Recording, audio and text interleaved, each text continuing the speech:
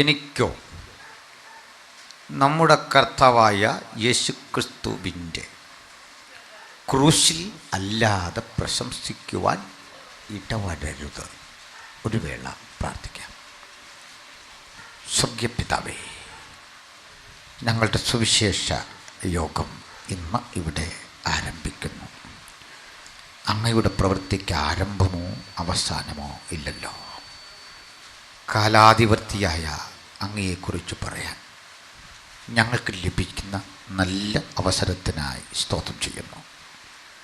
ദൂരത്തും അരികിലും ഇരുന്ന് അങ്ങയുടെ വചനം കേൾക്കുന്ന എല്ലാ അങ്ങയുടെ മക്കൾക്കായി സ്തോത്രം. തിരുവെഴുത്തിൻ്റെ ശക്തി ഇന്ന് രാത്രി വെളിപ്പെടുത്തണമേ. വചനം എന്തൊക്കെ ഞങ്ങൾക്കായി കരുതി വച്ചിട്ടുണ്ടോ അതൊക്കെ നൽകി തന്നു ഞങ്ങളെ സഹായിക്കണമേ.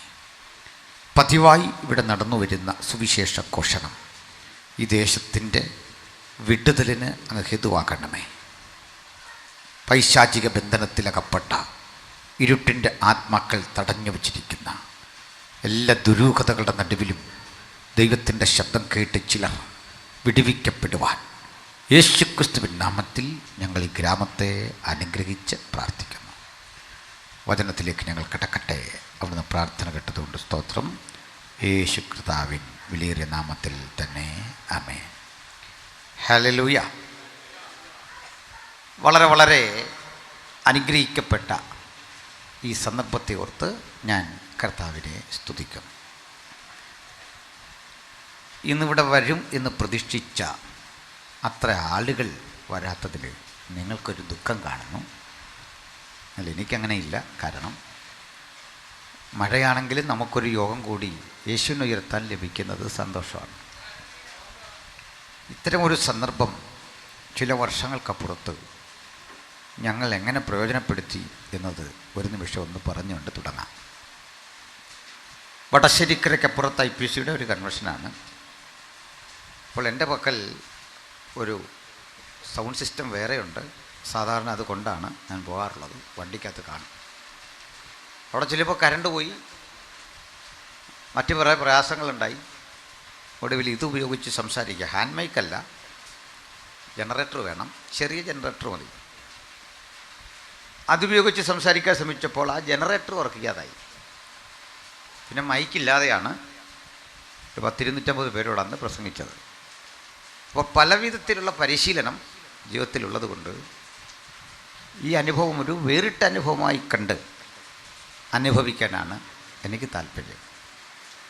തന്നെയല്ല, നാം ചിന്തിക്കുന്നതിനപ്പുറത്ത് ദൈവ പദ്ധതി വിശാലവും വലുതുമാണ്. അതുകൊണ്ട് ആദ്യം ദൈവത്തെ അനുസരിക്കാനാണ് നമ്മൾ പഠിക്കേണ്ടത്.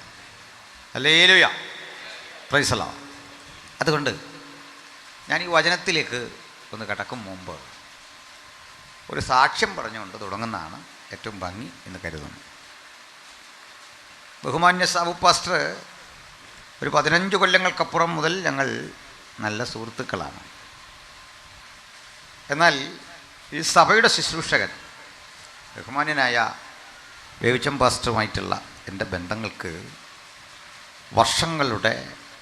വർഷങ്ങളുടെ പാരമ്പര്യമുണ്ട് എന്ന് പറയാം. അദ്ദേഹത്തിന് മക്കളൊക്കെ ജനിക്കും മുമ്പ് വിവാഹമൊക്കെ കഴിഞ്ഞ കാലയളവ് മുതൽ ഞങ്ങൾ അടുത്ത് ഇടപഴകുന്ന സഹോദരങ്ങളാണ് എന്ന് പറയുന്നതിൽ കർത്താവിനെ സ്തുതിക്കുന്നു. അതെല്ലാം ഉപരി സൗപാസ്റ്റർക്ക് വരെ ഒരു അത്ഭുതം തോന്നുന്ന ഒരു കഥ കൂടി പറഞ്ഞുകൊണ്ട് തുടങ്ങാം. എന്നെയും എൻ്റെ മാതാവിനെയും വിശ്വാസത്തിലേക്ക് നയിച്ചത് ബഹുമാനപ്പെട്ട കർത്താവിൻ്റെ ദാസൻ ബേവിച്ചം പാസ്റ്ററും പ്രിയ ലില്ലിക്കുട്ടി അമ്മാമ്മയുമാണ്. അവരിലൂടെയാണ് ഞങ്ങൾ യേശുവിനെ കേൾക്കുന്നത്, സുവിശേഷം അറിയുന്നത്. എന്നാൽ കാലം ഒത്തിരി കഴിഞ്ഞു. രണ്ടുപേരും ഞങ്ങളൊക്കെ പലയിടങ്ങളിലായി. ഞാനിൽ കൊടുത്തോട്ടെന്നൊക്കെ പാസ്റ്റർ കേൾക്കാറുണ്ട്. അത് ഞാനാണെന്നറിയില്ലായിരുന്നു. അങ്ങനെ ഒരിക്കൽ എൻ്റെ മുമ്പിൽ വന്നു പെട്ടു. അങ്ങനെ എനിക്ക് ആളിനെ മനസ്സിലായി. എന്നെ അറിയുമോയെന്ന് ചോദിച്ചിട്ടും അറിയില്ല. കാരണം എന്നെ കാണുന്ന കാലത്ത് വയസ്സ് 11 എനിക്ക്. അപ്പോൾ ഇന്നും അഭിമാനത്തോടെ പറയാറുണ്ട്, 11ാം വയസ്സിലാണ് രക്ഷിക്കപ്പെടുന്നത്, 12ാം വയസ്സിലാണ് സ്നാനപ്പെടുന്നത്. ഞാൻ സ്നാനപ്പെടുമ്പോഴേക്ക് പാസ്റ്റർ അവിടുന്ന് സ്ഥലം മാറിയൊക്കെ പോന്നു.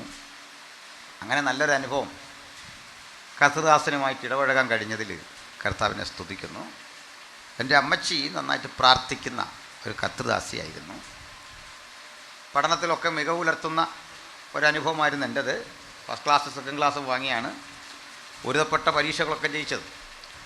പക്ഷേ എന്നിട്ടും കർത്താവിൻ്റെ വേല തിരഞ്ഞെടുക്കണമെന്ന കർശനമായ ഒരു ബോധം ഉള്ളിൽ തന്നത് അങ്ങനെ പ്രാർത്ഥിക്കുന്ന ഒരമ്മയുടെ സമർപ്പണമായിരുന്നു എന്നതും നന്ദിയോടെ ഓർക്കുന്നു. 4 കൊല്ലങ്ങൾക്കപ്പുറത്ത് എൻ്റെ മാതാവ് കർത്തൃസന്നിധിയിൽ ചേർക്കപ്പെട്ടു. പ്രിയ മാതാവിൻ്റെ അവസാന കാലഘട്ടത്തിലെ ഒരു ആഗ്രഹമായിരുന്നു കർത്താവിൻ്റെ ദാസനെ കാണണം. അങ്ങനെ തേടിപ്പിടിച്ച് കർത്തൃദാസനെയും ദാസിയെയും കാണാനും ഒക്കെ അമ്മയ്ക്ക് ഭാഗ്യമുണ്ടായി. ഇന്ന് ഒരുമിച്ച് ഇവിടെ നിൽക്കാൻ കഴിഞ്ഞതിൽ എല്ലാ നന്ദിയും കർത്തൃസന്നിധിയിൽ അർപ്പിച്ചുകൊണ്ട് ഞാൻ വചന ശുശ്രൂഷയിലേക്ക് പ്രവേശിക്കുകയാണ്. ഞാൻ സുവിശേഷം പ്രസംഗിക്കുന്ന ഇടത്ത് പ്രഥമ രാത്രിയിൽ പറയുന്ന ഒരു കാര്യമുണ്ട്. ഇത് പറഞ്ഞുകൊണ്ട് ആരംഭിക്കാം. ഞങ്ങളുടെ ഈ പ്രസംഗം ഏതെങ്കിലും ഒരു സമൂഹത്തിൻ്റെ, ഒരു മതത്തിൻ്റെ, ഒരു വിശ്വാസ സംഹിതയുടെ വിമർശനമോ ശരിതെറ്റുകളുടെ വിശകലനമോ അല്ല ആത്യന്തികമായിട്ട്. അതുകൊണ്ട് ക്രൈസ്തവരല്ലാത്ത സുഹൃത്തുക്കൾ ഈ പ്രസംഗം കേൾക്കുകയോ ഇതിലെ ചിന്തകൾ മനസ്സിലാക്കുകയോ ചെയ്യുമ്പോൾ ഒരു അന്യതാബോധം വേണ്ട. നിങ്ങൾക്ക് വേണ്ടി കൂടിയുള്ള ഒരു സന്ദേശമാണ്. അത് നിങ്ങളുടെ വിശ്വാസ ആചാരങ്ങൾ ഏതോ തെറ്റാണെന്ന് പറയാനോ അത് മോശമാണെന്ന് അപഹസിക്കാനോ ഒന്നുമല്ല ഞങ്ങൾ ആഗ്രഹിക്കുന്നു. അതൊന്നുമല്ല ഇവിടെ വിഷയം. മറിച്ച് ഏതൊരാൾക്കും, ഏത് കാലഘട്ടത്തിൽ ജീവിച്ചിരിക്കുന്നവർക്കും, പ്രപഞ്ചത്തിലെ ഏത് മനുഷ്യനും ഒരുപോലെ പ്രസക്തവും സ്വീകാര്യവുമായ ഒരു സന്ദേശമാണ് സുവിശേഷം. ആ സുവിശേഷത്തിന് കാലമോ സാഹചര്യമോ വ്യക്തിയോ ഭാഷയോ വർണ്ണമോ വർഗമോ ഒന്നുമില്ല. ഏത് കാലഘട്ടത്തിലും ഏതളവിലും ഏത് നിലയിൽ നിൽക്കുന്ന ആളുകളോട് സംവാദിക്കുവാൻ സുവിശേഷത്തിന് സാധിക്കും, വിശുദ്ധ ബൈബിളിന് സാധിക്കും. അതുകൊണ്ട് ഞാൻ ഇത്തരം യോഗങ്ങളിൽ പ്രഥമ രാത്രിയിൽ നിർവഹിക്കുന്ന ഒരു ദൗത്യം സുവിശേഷം എന്നതിൽ ലളിതമായി സംസാരിക്കുക എന്നതാണ്. സുവിശേഷം എന്താണ് അതിൻ്റെ അർത്ഥം? അതെന്താണ് കാലത്തിന് കൊടുക്കുന്ന സന്ദേശം? അതെന്തിനാണ് നിങ്ങൾ കേൾക്കുന്നത്? അതിൻ്റെ ഉള്ളടക്കം എന്ന് ബോധ്യം വരാൻ അതിൻ്റെ പ്രതിപാദ്യമായ സംഭവങ്ങളെ മുഴുവൻ ക്രോഡീകരിച്ചിരിക്കുന്ന വിശുദ്ധ ബൈബിൾ എന്ന അതുല്യ ഗ്രന്ഥത്തിലേക്ക് നമുക്ക് അടുത്തു വരണം. വിശുദ്ധ ബൈബിളിൽ നിന്നാണ് നാം ഒരു വാക്യം വായിച്ചത്. ആ വാക്യത്തിൻ്റെ ഉള്ളടക്കം ഇങ്ങനെയായിരുന്നു, ഞാൻ ആവർത്തിക്കുന്നു. എനിക്കോ നമ്മുടെ കർത്താവായ യേശുക്രിസ്തുവിൻ്റെ ക്രൂശിലല്ലാതെ പ്രശംസിക്കുവാൻ സംഗതി വരരുത്. അപ്പോൾ ഒരു വലിയ വിഷയം ഇതിൻ്റെ ഉള്ളിലുണ്ട്. നമ്മുടെ സമൂഹത്തിന് ആവശ്യമായിരുന്ന എത്രയെത്ര ആളുകൾ ദാരുണമായി വധിക്കപ്പെട്ടു. എബ്രഹാം ലിങ്കൺ വെടിയേറ്റ് മരിച്ചു. ജോൺ എഫ് കെന്നഡി വെടിയേറ്റ് മരിച്ചു. മഹാത്മജി വെടിയേറ്റ് മരിച്ചു. ഭഗത് സിംഗ് തൂക്കിലേറ്റപ്പെട്ടു. സോക്രട്ടീസ് വിഷം കഴിച്ച് മരിക്കുവാൻ വിധിക്കപ്പെട്ടു. നാടുകടത്തപ്പെട്ടവർ, വിഷം കഴിച്ചു മരിക്കേണ്ടി വന്നവർ, വാളിൻ്റെ വായ്ത്തലയ്ക്ക് കൊല്ലപ്പെട്ടവർ,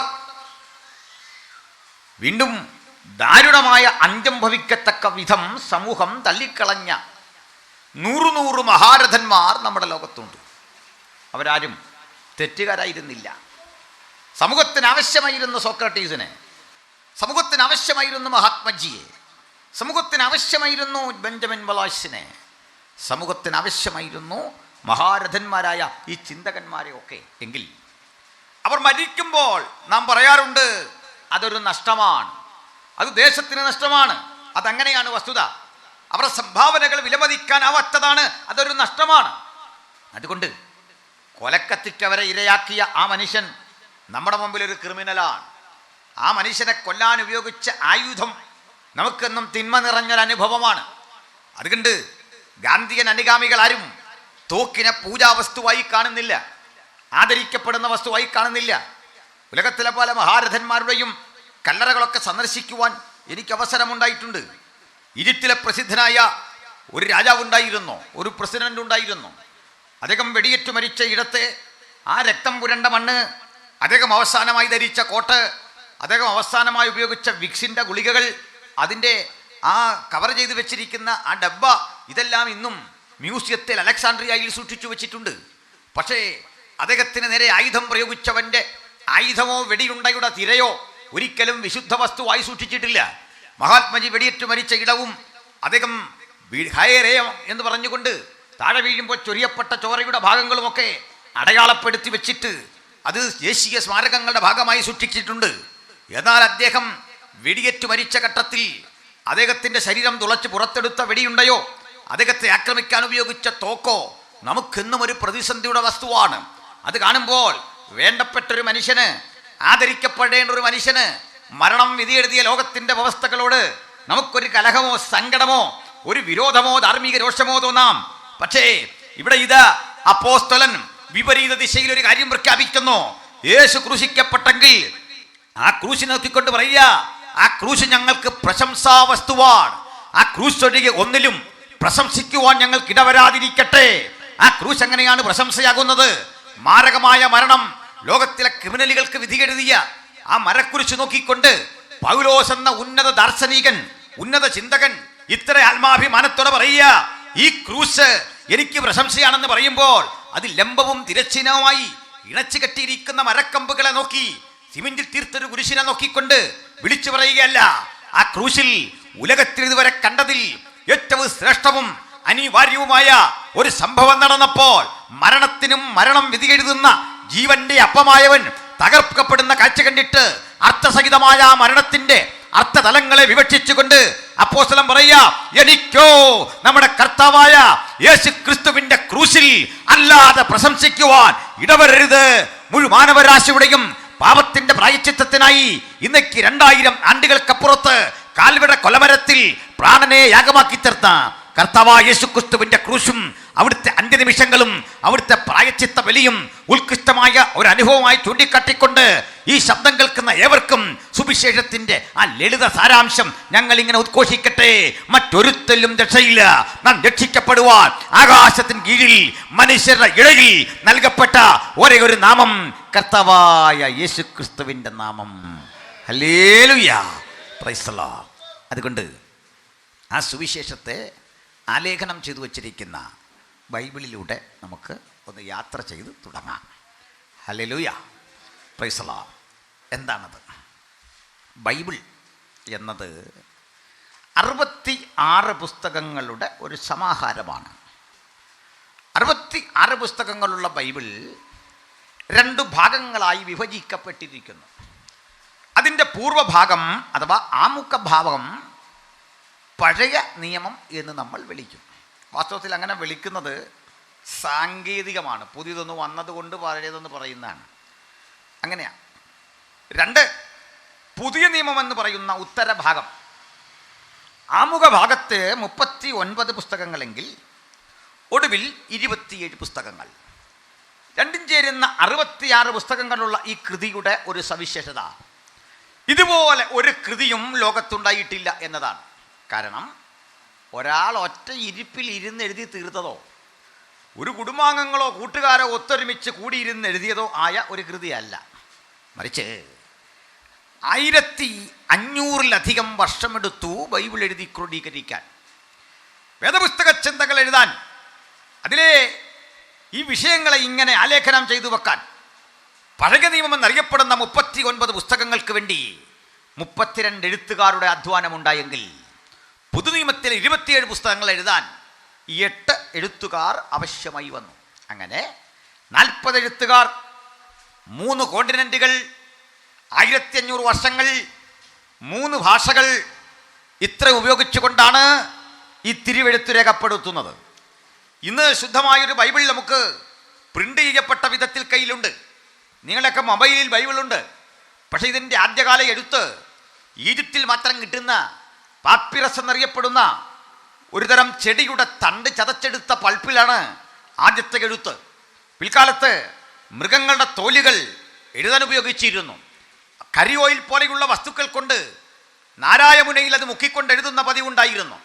ഓട്ട് കഷണങ്ങൾ ആദ്യകാലത്ത് എഴുതുന്ന പതിവ് ഉണ്ടായിരുന്നു.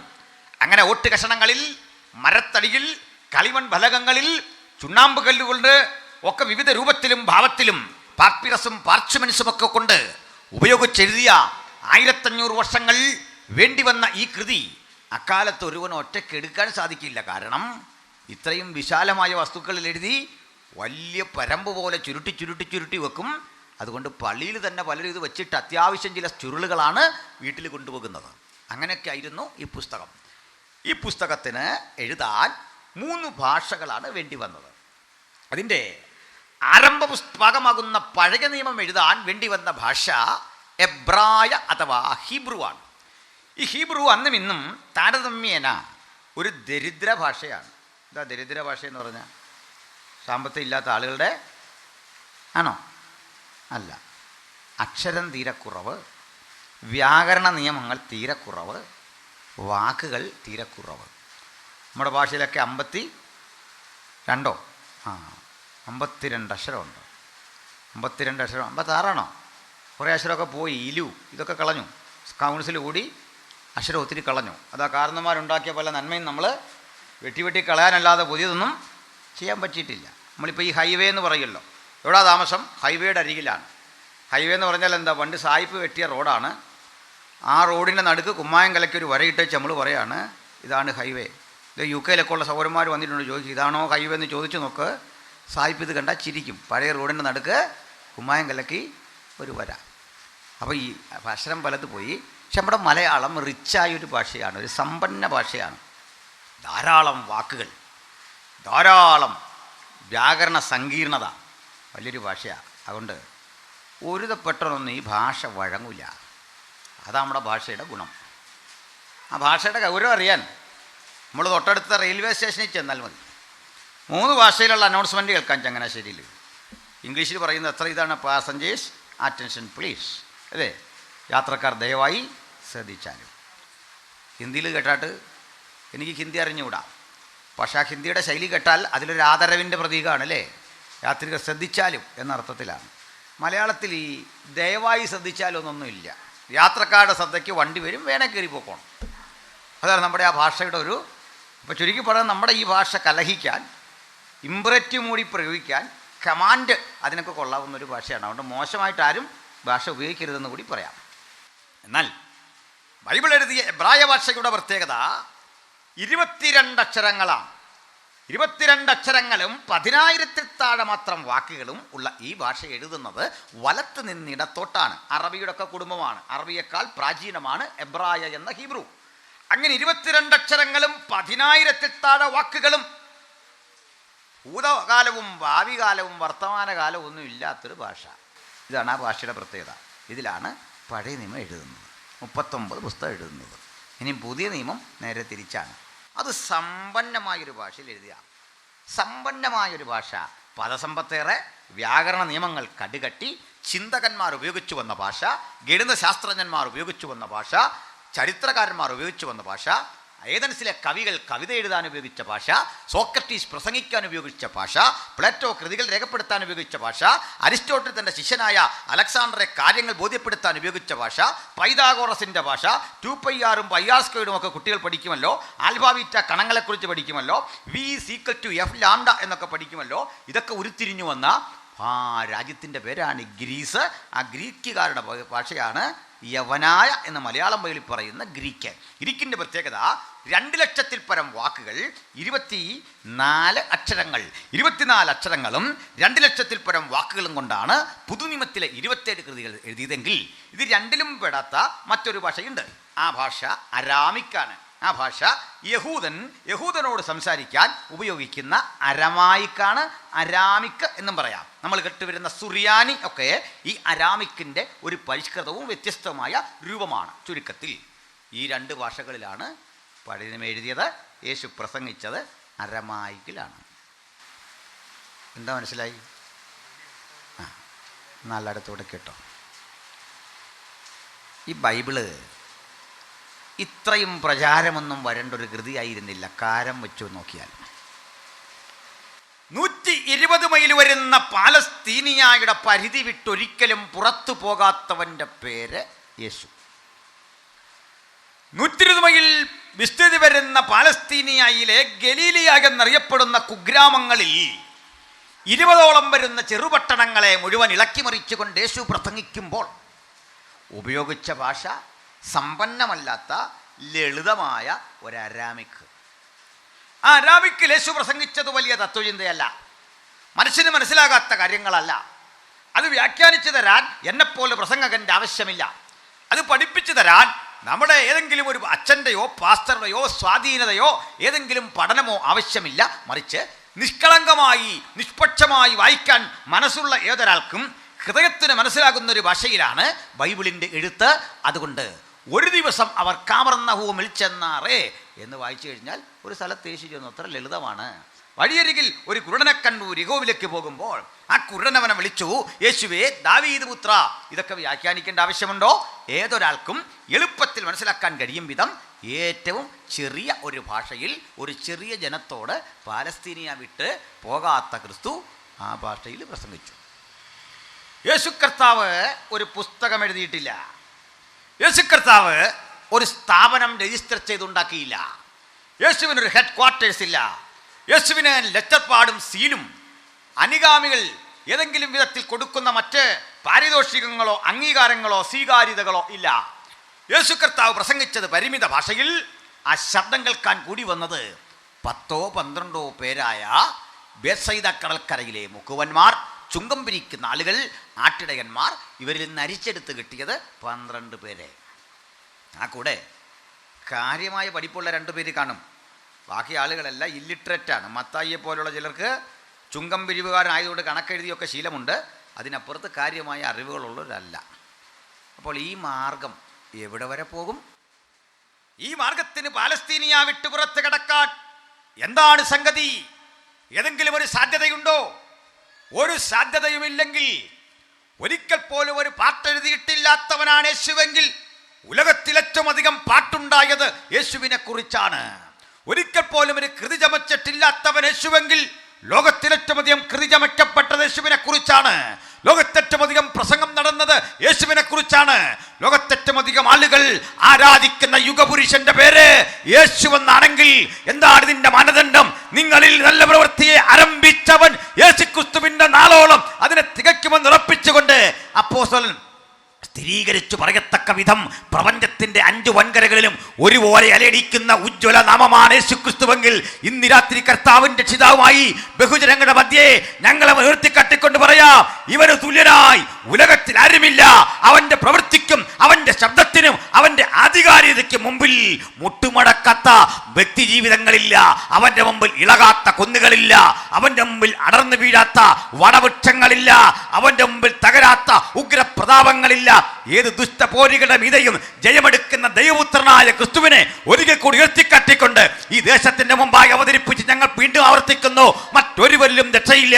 നാം രക്ഷിക്കപ്പെടുവാൻ ആകാശത്തിന് കീഴിൽ മനുഷ്യരുടെ ഇടയിൽ നൽകപ്പെട്ട ഒരേയൊരു നാമം കർത്താവായ യേശുക്രിസ്തുവിന്റെ നാമം. ഹല്ലേലൂയ, സ്തോത്രം. ഇത് പറയുമ്പോൾ ലോകത്തേറ്റവും അധികം പ്രതിസന്ധി അനുഭവിച്ച കൃതിയും ഈ ബൈബിളാണ്. ഇത് പ്രസംഗിക്കാൻ, ഇത് പഠിപ്പിക്കാൻ, ഇത് പ്രചരിപ്പിക്കാൻ, ഇതിൻ്റെ എഴുത്തുകാരായിരിക്കാൻ ഇന്നും കഴിയാത്ത വിധം ലോകം വല്ലാതെ ഇടുങ്ങിയിരിക്കുന്നൊരു കാലമാണ്. ലോകത്തേറ്റവും അധികം ഉപദ്രവിക്കപ്പെട്ട മാർഗം യേശുവിൻ്റെ മാർഗമാണ്. കഴിഞ്ഞ 2000 ആണ്ടുകളുടെ ചരിത്രം പരിശോധിച്ചാൽ ഞങ്ങൾക്ക് ആദ്യമായി ഒരു രക്തസാക്ഷി ഉണ്ടായി. ആ രക്തസാക്ഷി യെരൂശലേമിന്റെ തെരുവീഥിയിൽ യേശുവിനെ കുറിച്ച് പ്രസംഗിച്ചപ്പോൾ മതമേധാവിത്വം കല്ലെടുത്തു. ആദ്യത്തെ ഏറുകൊണ്ട് പുരോഹിതൻ ഞങ്ങളുടെ ആദ്യത്തെ പ്രഭാഷകനെ കല്ലെറിഞ്ഞു താഴെ വീഴിച്ചു. പേര് സ്തെഫാനോസ്. സ്തെഫാനോസ് ഏറുകൊണ്ട് മരണം വരിച്ചാരംഭിച്ച ഈ മാർഗം അന്ന് മുതൽ മരിച്ചു ജയിച്ച മാർഗമാണ്. കല്ലെടുത്തെറിയാൻ വരുന്നവന്റെ മുമ്പിൽ, കരവാളേന്തി തലയെറുക്കാൻ വരുന്നവന്റെ മുമ്പിൽ, കൊലക്കത്തിയുമായി എടുത്തു വരുന്നതിന്റെ മുമ്പിൽ, മാരക സ്ഫോടക വസ്തുക്കളും കൊണ്ട് എറിയാൻ വരുന്നവന്റെ മുമ്പിൽ ഒരിക്കലും തിരിച്ചടിക്കാതെ, ആയുധം കയ്യിലെടുക്കാതെ, കയ്യിൽ ആയുധം രാഗിമിനുക്കി മുറിവേൽപ്പിച്ച് തകർക്കാൻ വരുന്നവനെയും കരം നീട്ടി സ്വീകരിക്കുന്ന ഉലകത്തിലെ ഒരേ ഒരു മാർഗമുണ്ടെങ്കിൽ അത് കർത്താവായ യേശുക്രിസ്തുവിന്റെ മാർഗമാണ്, സുവിശേഷത്തിന്റെ മാർഗമാണ്. ആയുധമെടുക്കാതെ, പ്രപഞ്ചത്തിൻ്റെ 5 വൻകരകളിലും പടർന്നു പന്തലിക്കുന്ന ഈ അതുല്യ നാമത്തെ സ്തുതിക്കാൻ കഴിയുന്നത് ജീവിതത്തിൻ്റെ എത്ര വലിയ ഭാഗ്യം. പ്രപഞ്ചം മുഴുവൻ സൃഷ്ടിച്ച ഒരു ദൈവമുണ്ട് എന്ന യാഥാർത്ഥ്യം ഉലകത്തോട് പ്രസ്താവിക്കുമ്പോൾ ആ ദൈവത്തെക്കുറിച്ച് പ്രസംഗിക്കാൻ ഞങ്ങൾക്ക് ആയുധത്തിൻ്റെ ആവശ്യമില്ല. ആ ദൈവത്തെക്കുറിച്ച് ബോധ്യപ്പെടുത്തുവാൻ ഞങ്ങൾക്ക് മറ്റൊരുവനെ മുറിവേൽപ്പിക്കേണ്ട ആവശ്യമില്ല. ഞങ്ങൾ വിശ്വസിക്കുന്ന ദൈവത്തിന് വിലപിടിപ്പുള്ളത് അന്യന്റെ ചോര എന്ന് വിശ്വസിക്കാൻ ഞങ്ങൾക്ക് ആഗ്രഹമില്ല. ഹല്ലേലൂയ. മാത്രമല്ല, പ്രാണൻ വെടിയേണ്ടി വന്നാലും ജീവരക്തം അർപ്പിക്കേണ്ടി വന്നാലും യേശുവിനെ തള്ളിക്കളയാത്ത 1-2 പേരെയല്ല, ജനലക്ഷങ്ങളെ കൊണ്ട് മലീമസമായ ഒരു ചരിത്രത്തിന്റെ പിന്നാമ്പുറങ്ങൾ പരിശോധിച്ചാൽ മനസ്സിലാകും. അവരുടെ ജീവരത്നം ഭൂമിയിൽ വീണപ്പോൾ ലോക ചരിത്രം മലീമസമായെങ്കിൽ യേശുവിന്റെ ചരിത്രം കൂടുതൽ കൂടുതൽ അഭിവൃദ്ധിപ്പെട്ടു. എന്തേ കാര്യം? ഇന്നും ആയിരങ്ങൾ മരിച്ചു വീഴുന്ന മാർഗം യേശുക്രിസ്തുവിൻ്റെ സുവിശേഷമാണ്. ഹല്ലേലൂയ. അപ്പോൾ അതൊരു അഭിമാനകരമായ കാര്യമല്ലേ? ആരെയും കൊല്ലാതെ, ആരെയും ഉപദ്രവിക്കാതെ, ഒരു മനുഷ്യനെയും ദ്രോഹിക്കാതെ, കയ്യിൽ കരവാളം എന്തിക്കൊണ്ട് തലകറുത്തു മാറ്റാൻ വരുന്നവനെയും കരം നീട്ടി സ്വീകരിക്കുന്ന ഈ മാർഗം പോലെ ഉലകത്തിലൊരു മാർഗമുണ്ടോ? ഇത്രയും പവിത്രമായൊരു മാർഗമുണ്ടോ? വൈരാഗ്യം തോന്നാത്ത മാർഗം, ആയുധമെടുത്തു വരുന്നവനെയും നോക്കിക്കൊണ്ട് സ്നേഹിതാ, യേശു നിന്നെ സ്നേഹിക്കുന്നെന്ന് പറയാൻ ഞങ്ങളെ പ്രേരിപ്പിച്ച അതുല്യ കൃതിയുടെ പേരാണ് ബൈബിളെങ്കിൽ ഈ പുസ്തകം ചുമക്കാൻ ഭാഗ്യം ലഭിച്ചവരെ, അതോർത്ത് ഞാൻ ദൈവത്തെ സ്തുതിക്കുന്നു. ഈ പുസ്തകമാണ് നമ്മുടെ ജീവിതത്തിന്റെ രക്ഷ. ഈ പുസ്തകമാണ് സത്യദൈവത്തെ കുറിച്ച് ഉലകത്തെ പഠിപ്പിക്കുവാൻ നമുക്ക് ആർജവം തന്ന കൃതിയെങ്കിൽ ഒരു കാര്യം മനസ്സിലാക്കുക, ഇത് നമ്മൾ വായിക്കുമ്പോൾ നമ്മെ കൂടി വായിക്കുന്ന പുസ്തകമാണ്. ഹല്ലേലൂയ. എന്നെ വായിച്ചു കൊണ്ടിരിക്കുന്ന പുസ്തകം, എൻ്റെ കുറവുകൾ കണ്ടുണർന്ന് എന്നെ മനസ്സിലാക്കി എന്നെക്കുറിച്ച് ബോധ്യപ്പെടുത്തി തരുന്ന പുസ്തകം. ഹല്ലേലൂയ. ഇനി ഒരു കാര്യം കൂടി പറഞ്ഞ് ഞാൻ ആ ഭാഗം വിടുക. ഞാൻ ഈ പ്രസംഗം കേൾക്കുന്ന ആളുകൾക്കിടയിൽ അന്യമതസ്ഥരായ ആളുകളുണ്ടെങ്കിൽ അവരെ ബഹുമാനിച്ച് മാത്രം ഇടപെടാൻ ശ്രമിക്കുന്ന ഒരു സുവിശേഷകനാണ്. എൻ്റെ കാരണം, ഈ മലയാള ബൈബിൾ നമ്മുടെ പക്കലേക്ക് ഇന്ന് ഇങ്ങനെ തന്നിരിക്കുന്നത് നമ്മുടെ ആരുടെയും കഴിവല്ല. ഇത് ഹൈന്ദവ സഹോദരന്മാരുടെ ശ്രമഫലമായിട്ടാണ് ഈ പുസ്തകം നമ്മുടെ കയ്യിൽ ഇങ്ങനെ ഇരിക്കുന്നത്. പല ക്രിസ്ത്യാനിക്കും അതറിയില്ല. ഇത് വാങ്ങിയിട്ട് മുത്തിയിട്ട് തിരിച്ച് ഷെൽഫി വെക്കുക നമ്മളീ പലതും ചെയ്യുന്നതെങ്കിൽ, ഈ പുസ്തകം നമ്മുടെ പക്കൽ എത്തിച്ചു തന്നത്, ഇതിൻ്റെ പരിഭാഷ നിർവഹിച്ചത് ഹൈന്ദവ സുഹൃത്തുക്കളാണ്. നമുക്ക് സന്തോഷമില്ല അത് കേട്ടിട്ട്? ഈ പുസ്തകം വായിക്കുന്ന ഓരോ ക്രിസ്ത്യാനിയും ഈ നാട്ടിലെ ഹൈന്ദവ സഹോദരന്മാരോട് കടപ്പെട്ടിരിക്കുന്നു. കാരണം അവരാണ് ഈ പുസ്തകം നമുക്ക് തന്നത്. നിങ്ങൾക്ക് സന്തോഷമില്ല? അതിൽ സന്തോഷമുണ്ട്. സന്തോഷമുണ്ട്. എങ്ങനെയാണെന്ന് കൂടി പറയാം. മലയാള ഭാഷയിൽ നമുക്ക് ബൈബിളില്ല. അപ്പോൾ നമ്മൾ ചെയ്തുകൊണ്ടിരുന്നത്, പുരോഹിതന്മാർ സുറിയാനിയിൽ ഇതൊക്കെ വായിക്കും. നമ്മളത് കേട്ടിട്ട് ആമേൻ എന്ന് പറഞ്ഞിട്ട് തിരിച്ചു പോരും. എന്നാന്നൊന്നും മനസ്സിലാകുന്നില്ല, ആമേൻ എന്ന് പറഞ്ഞിട്ട് തിരിച്ചു പോരും. ഈ മറ്റൊരു ഭാഷയിൽ സംസാരിക്കുന്ന പലപ്പോഴും നമുക്ക് മനസ്സിലാവില്ല. അപ്പോൾ എന്തു ചെയ്യും? നമ്മൾ ആമേൻ പറഞ്ഞിട്ട് പോരും. നിങ്ങളുടെ മാത്രം പ്രശ്നമില്ല, എൻ്റെ കൂടി ഒരു അനുഭവം തുറന്നു പറയാമല്ലോ. എന്നെ അവിടുത്തെ പരിഭാഷയ്ക്ക് വിളിച്ചു. ഈ പരിഭാഷയ്ക്ക് ചെല്ലുമ്പോൾ അദ്ദേഹം ഇംഗ്ലീഷല്ല പറയുന്നത്, സ്പാനിഷാണ്.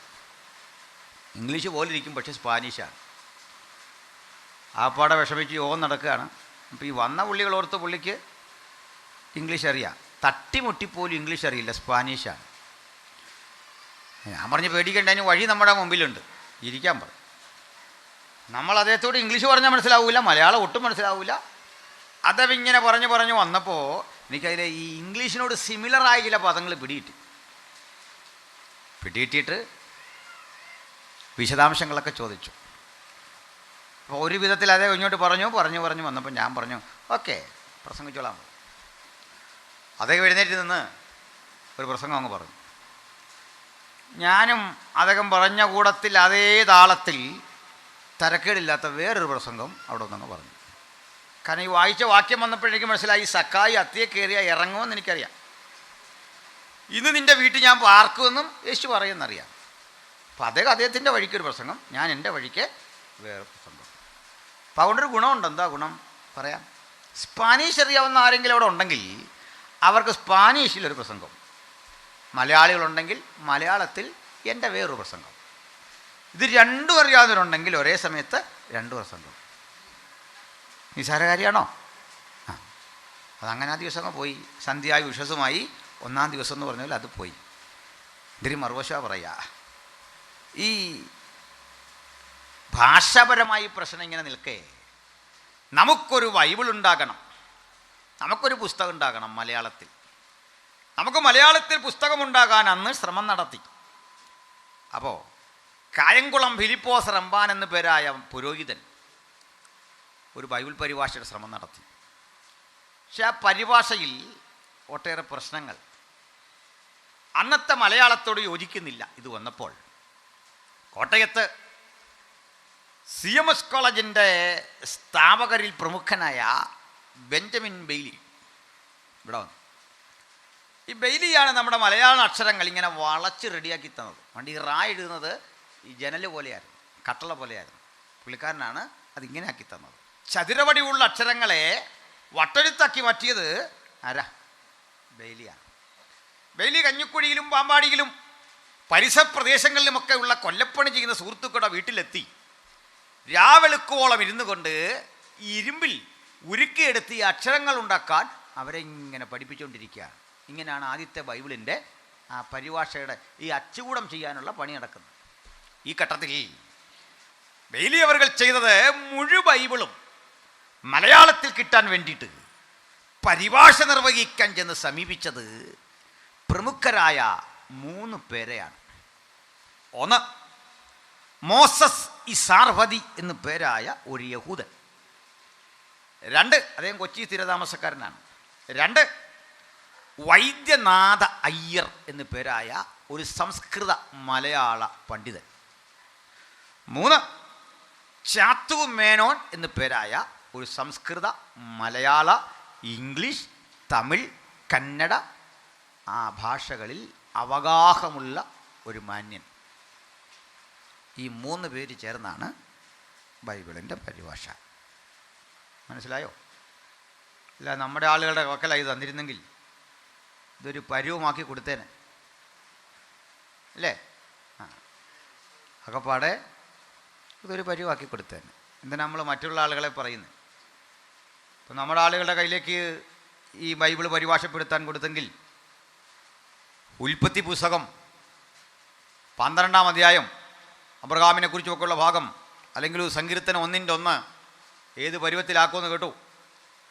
സങ്കീർത്തനം 1:1 എഴുതാൻ നമ്മോട് പറഞ്ഞിരുന്നെങ്കിൽ നമ്മുടെ ഒരു ഭാഷയുണ്ടല്ലോ, അതിലെങ്ങനെ പറയും? അതേ ദുഷ്ടന്മാരുടേതായിരിക്കുന്നതായ ആലോചന പ്രകാരം നടക്കുവാൻ തക്ക ഇടയാക്കി തീർത്തുകൊണ്ടിരിക്കുന്നതായിട്ടുള്ളതായിരിക്കുന്ന അതിൻ്റേതായിരിക്കുന്നതായിട്ടുള്ളതായ ഇങ്ങനെ പോവല്ലാതെ ഒരു ഉത്തരം വരുമോ? ഇടയ്ക്കൊരു 3 കല്ലലിയായും 2 സ്തോത്രവും കയ്യിൽ നിന്നും ഇട്ടോണം ഈ പറഞ്ഞെങ്കിലേ നമ്മുടെ ആ ഭാഷ വരുള്ളൂ.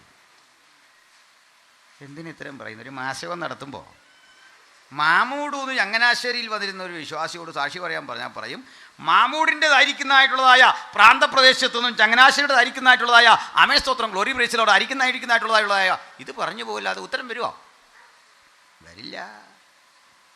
ഈ സമയത്ത് സായിപ്പിന് മനസ്സിലായി നമ്മുടെ പക്കൽ ഇത് ഏൽപ്പിച്ചു കഴിഞ്ഞാൽ ഇതൊരു പരുവമാക്കും. സായിപ്പ് പണി പഠിച്ച 2 വിജ്ഞാനികളെ അടുത്തിരുത്തിക്കൊണ്ട് പരിപാടി അങ്ങോട്ട് തുടങ്ങിയില്ലേ.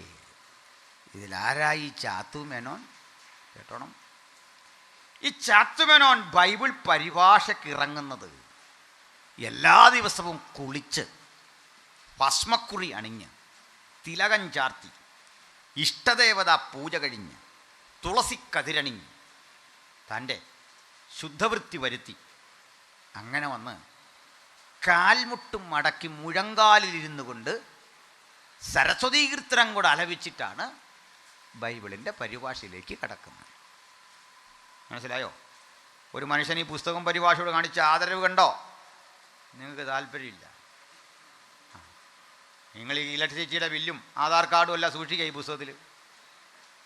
ആ സമയത്ത് അദ്ദേഹം ചെയ്ത് കണ്ടോ? എത്ര ആദരവോടാണിത് കൈകാര്യം ചെയ്തത്. എന്നിട്ട് അദ്ദേഹം പദങ്ങളിങ്ങനെ അടുക്കി വെക്കുമ്പോൾ വിചാരിച്ചു, വായിച്ചു വരുമ്പോൾ മനസ്സിലാക്കി ഇതിനുള്ളിൽ ഒരു യേശുവുണ്ട്. അദ്ദേഹം യേശുവിനെ അവഗണിക്കാതെ പറഞ്ഞു, ക്രിസ്തുവേ, അങ്ങും ഒരു ദേവനാണ്, ഞാൻ അങ്ങയെയും പൂജിക്കുന്നു എന്ന് പറഞ്ഞ് ക്രിസ്തു ഭഗവാൻ എന്ന് യേശുവെ വിളിച്ചു. ചാത്തുമേനോൻ. ആരായി ചാത്തുമേനോൻ? സംസ്കൃത മലയാള ഭാഷകൾ ഇടതടവില്ലാതെ പ്രവഹിക്കുന്ന ഉജ്ജ്വലനായൊരു വാഗ്മി. ഞാൻ ഈ അടുത്ത കാലത്ത് ഈ സൈമൺ സാറിനെ കുറിച്ചൊക്കെ ഉള്ള ചില വിശകലനങ്ങളിങ്ങനെ നിൽക്കുന്ന കാലമാണ്. അപ്പോൾ നമ്മളാകെ കേട്ടിരിക്കുന്ന സൈമൺ സാറിൻ്റെ പാട്ടുകളിലെ മേലുള്ള ഋഷിലേമൊക്കെയാണ് കേട്ടിരിക്കുന്നത്. ഭാഷാപരമായിട്ട് ഏറ്റവും ഉയർന്ന നിലവാരത്തിൽ മേലുള്ള ഋഷിലേമേ, കാലമെല്ലാം കഴിയുന്ന നാളിൽ എന്നെ ചേർക്കണേ നിൻ കൈകളിൽ, നാദാ ലളിത കൃപയുടെ വരിശം അനുദിനം അനുഭവിപ്പാൻ അരുളണേ കൃപയാ, ആകും ഈ സാധുവാകും പുഷ്പമാം സാധു നൈതലിൽ, നിന്റെ പാലനമല്ലാതെ എന്തി പൈതലിൽ. ഇതൊക്കെയാണ് കേട്ടേക്കുന്നതെങ്കിൽ സംസ്കൃതത്തിൽ മലയാളത്തിൽ ഇടതടവില്ലാത്ത പ്രയോഗം കൊണ്ട് ഒരു ഉജ്ജ്വല വാഗ്മിയായിരുന്നു ഈ ചാത്തുമേനോൻ. മേനോൻ നമ്പ്യാരുടെ കൃതികളിൽ, മഴമംഗലത്തിൻ്റെ കൃതികളിൽ, കുഞ്ചൻ നമ്പ്യാരുടെ കൃതികളിൽ അവഗാഹമുള്ളൊരു പണ്ഡിതൻ. പദപ്രയോഗങ്ങൾ ആരംഭിച്ചാൽ നിർത്താൻ കഴിയാത്ത വിധം കിലോമീറ്റർ കണക്കിന് എഴുതിപ്പോകുന്നൊരു വിജ്ഞാന പടുവിനെ കൊണ്ടാണ് ഈ പുസ്തകം എഴുതിച്ചത്. പരിഭാഷ അങ്ങോട്ട് തുടങ്ങി. അത് കഴിഞ്ഞിട്ട് എഴുതി വരുമ്പോൾ കൊലോസ്യർക്കെഴുതിയ ലേഖനത്തിലേക്കെത്തി. കൊലോസ്യർക്കെഴുതിയ ലേഖനത്തിലേക്കെത്തുമ്പോൾ അതുവരെ ഉണ്ടായിരുന്ന ചാത്തുമേനോന്റെ ചിന്താഗതിയിൽ വലിയൊരു മാറ്റം. എന്താണ് ആ മാറ്റം? അദ്ദേഹം കൊലോസ്യ ലേഖനത്തിൽ ഒരു യാഥാർത്ഥ്യം കണ്ടു.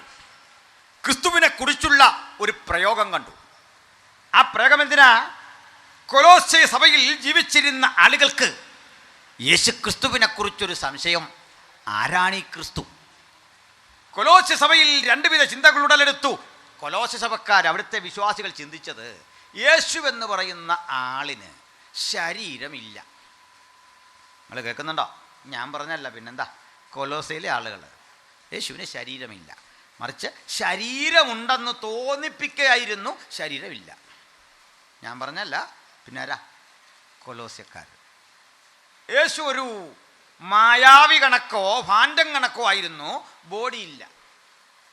ശരിയാണോ? അത് ശരിയല്ല. അവൻ്റെ ശരീരമുണ്ട്, ഭാണ്ഡം കണക്കല്ല. പൗലോസ്ലീഗ അവർക്ക് തിരുത്തി കൊടുക്കുക, കൊലോസ്യരേ, നിങ്ങൾ മനസ്സിലാക്കും പോലെയല്ല. ആരാണ് ക്രിസ്തു? ആരാണ് ക്രിസ്തു എന്ന ചോദ്യം പൗലോസ് കൊലോസ്യർക്ക് പരിഹരിച്ചു കൊടുക്കുകയാണ് ആ ലേഖനത്തിലെങ്കിൽ, ആ ലേഖനത്തിന്റെ പരിഭാഷയിലേക്ക് ചാത്തുമേനോൻ പ്രവേശിച്ചു. കൊലോസ്യരുടെ ചോദ്യം, പൗലുസേ, ആരാണ് ഈ ക്രിസ്തു? പറയൂ.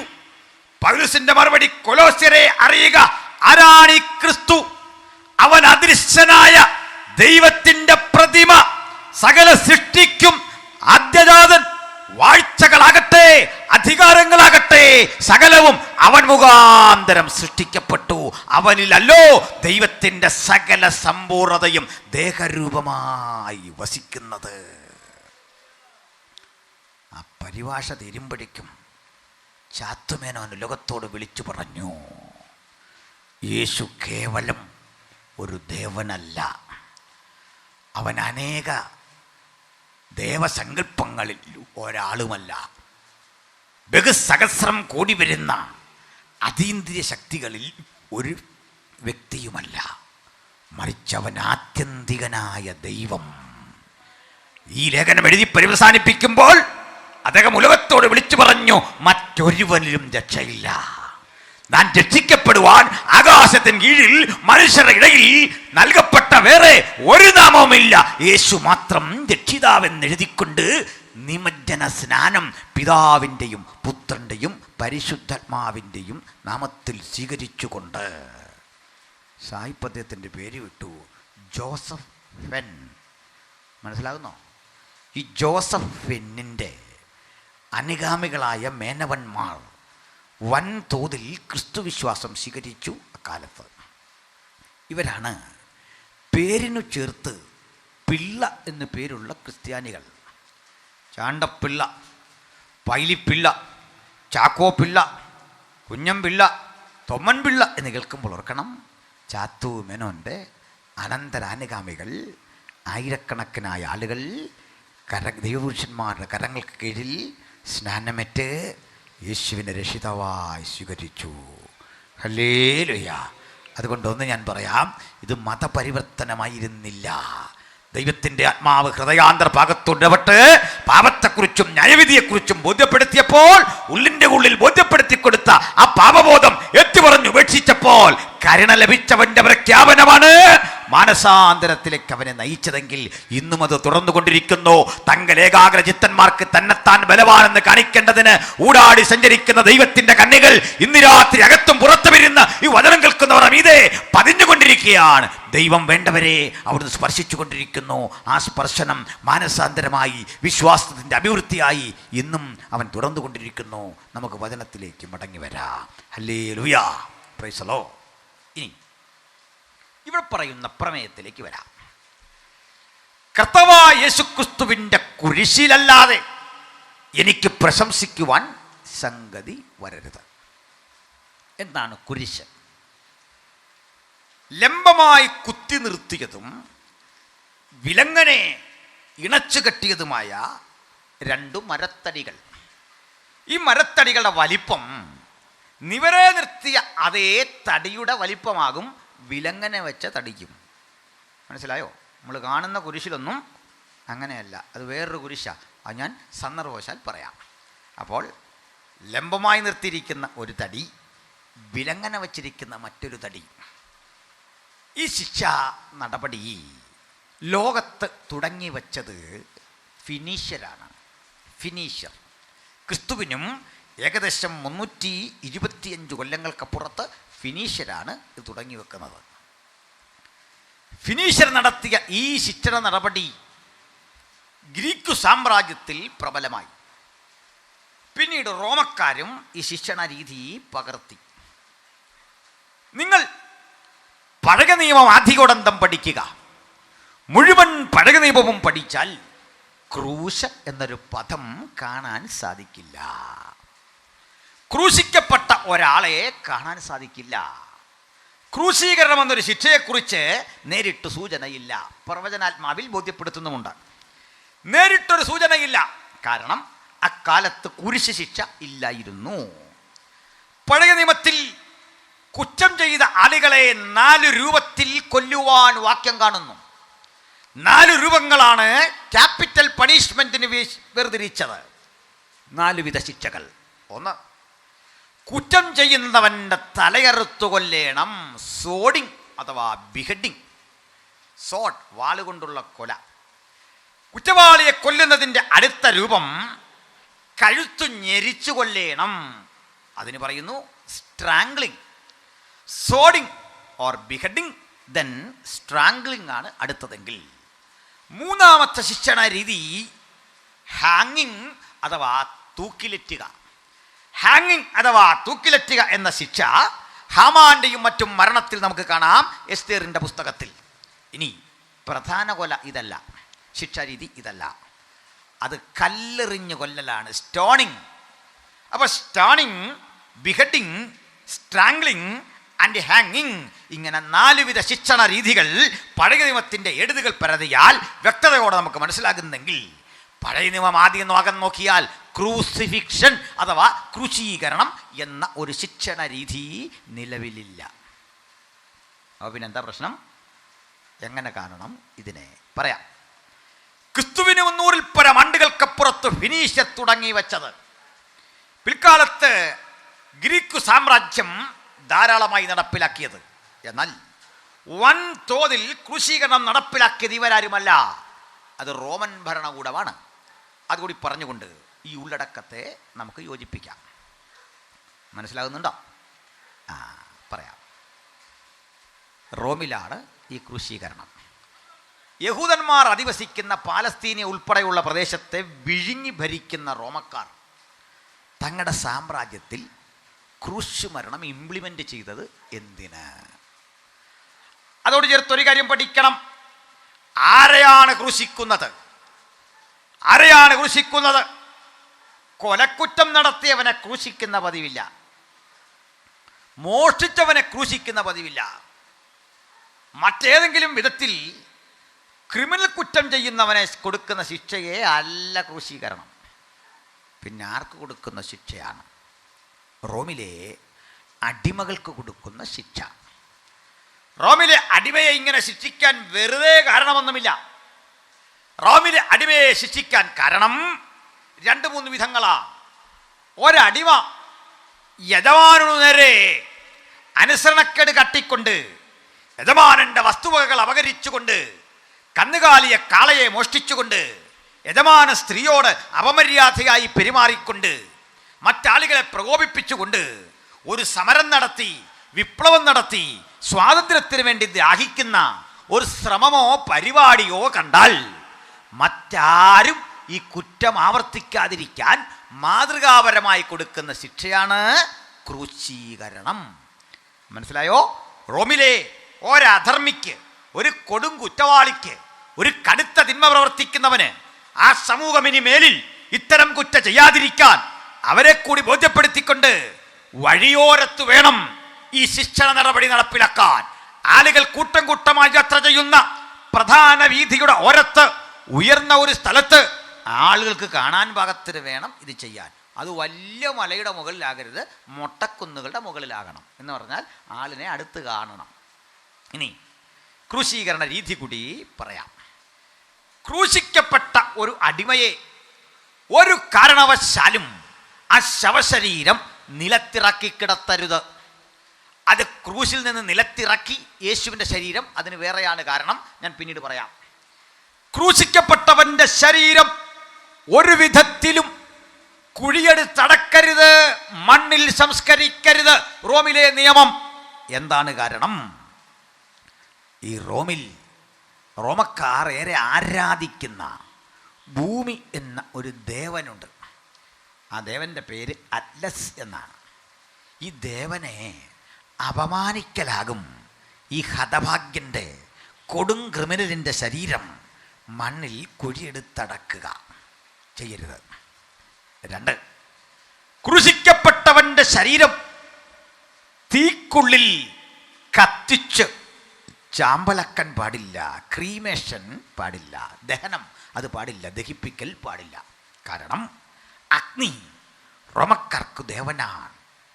ആ ദേവനെ ആക്ഷേപിക്കലാകും ഈ കൊടുംപാവിയെ ദേവസാന്നിധ്യമുള്ളിടത്ത് സംസ്കരിക്കുക. അഗ്നിക്ക് വേണ്ട ഈ ശരീരം. 3, ഈ ശരീരം ഒരു കാരണവശാലും നദിയിൽ ഒഴുക്കരുത്. നദി ജലദേവതയാണ്. ഈ വൃത്തിഹീനന്റെ, ഈ അടിമയുടെ, ഈ കൊടുംപാവിയുടെ, ഈ വിപ്ലവകാരിയുടെ, ഈ അധർമ്മിയുടെ ശരീരം വെള്ളത്തിൽ ഒഴുക്കരുത്. അത് ജലദേവതയെ അപമാനിക്കലാകും. പിന്നെ എന്ത് ചെയ്യണം പറയാം. ഈ ശരീരം ക്രൂശിൽ കിടക്കണം, അവിടെ തന്നെ കിടക്കണം. പകലിലെ ചൂടേറ്റ് കരിഞ്ഞ് ഉണങ്ങുന്ന ശരീരം രാത്രിയിലെ മഞ്ഞേറ്റ് വീണ്ടും വേറൊരു രൂപത്തിലാകും. അത് വീണ്ടും അടുത്ത ദിവസം കരിഞ്ഞുണങ്ങി ഉണങ്ങി അവിടെ തന്നെ കിടന്ന് തീരണം. എന്നാൽ അതിനുമുണ്ടൊരു പാഠഭേദം. ആകാശത്തിലെ പറവകൾ വെറുതെ വിടില്ല. കാക്കകൾ കൊത്തിപ്പറിക്കും, കഴുകൻ കടിച്ചു കീറും, കുടല് തുറിച്ച് നിലത്തി വീഴുമ്പോൾ നായ്ക്കളും നരിച്ചീറുകളും ഒക്കെ പാഞ്ഞു വരും അത് കൊത്തിപ്പറിക്കാൻ.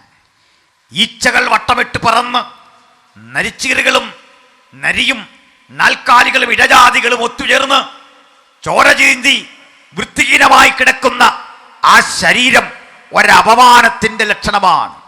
ആ ശരീരം ക്രൂശിൽ കിടക്കുന്ന കാഴ്ച കുടുംബത്തിൽ അപമാനമാണ്. വലിയപ്പൻ ക്രൂശിക്കപ്പെട്ടുവെന്ന് കേൾക്കുന്നത് ആ കുടുംബത്തിന് അപമാനം.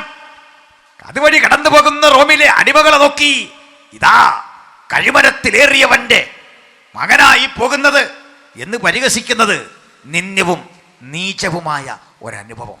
അതുകൊണ്ട് ആ ശരീരം ക്രൂശിൽ കിടക്കണം. ആകാശത്തിലെ പറവകൾക്ക്, കഴുകന് കൊത്തിപ്പറിക്കണം. ഇതാണ് നിയമം. മനസ്സിലായോ? ഉത്തരവിട്ട് കഴിഞ്ഞാൽ ക്രൂശി ചുമക്കണം ആളുകൾ, ക്രൂശിക്കപ്പെടാൻ നിർദ്ദേശിച്ചവൻ. പക്ഷെ നമ്മൾ ഇന്ന് കാണുന്ന പോലെ ഈ തടി ഇതുപോലെ എടുത്തുകൊണ്ട് പോകണ്ട. വിലങ്ങനെ വെക്കുന്ന തടിക്കഷണം തോളോട് ചേർത്ത് വെച്ച് കെട്ടും, അതുകൊണ്ട് പോയാൽ മതി. മറ്റേ തടി അവിടെ കാണും. അതെല്ലാം റെഡി അവിടെ തന്നെയല്ല.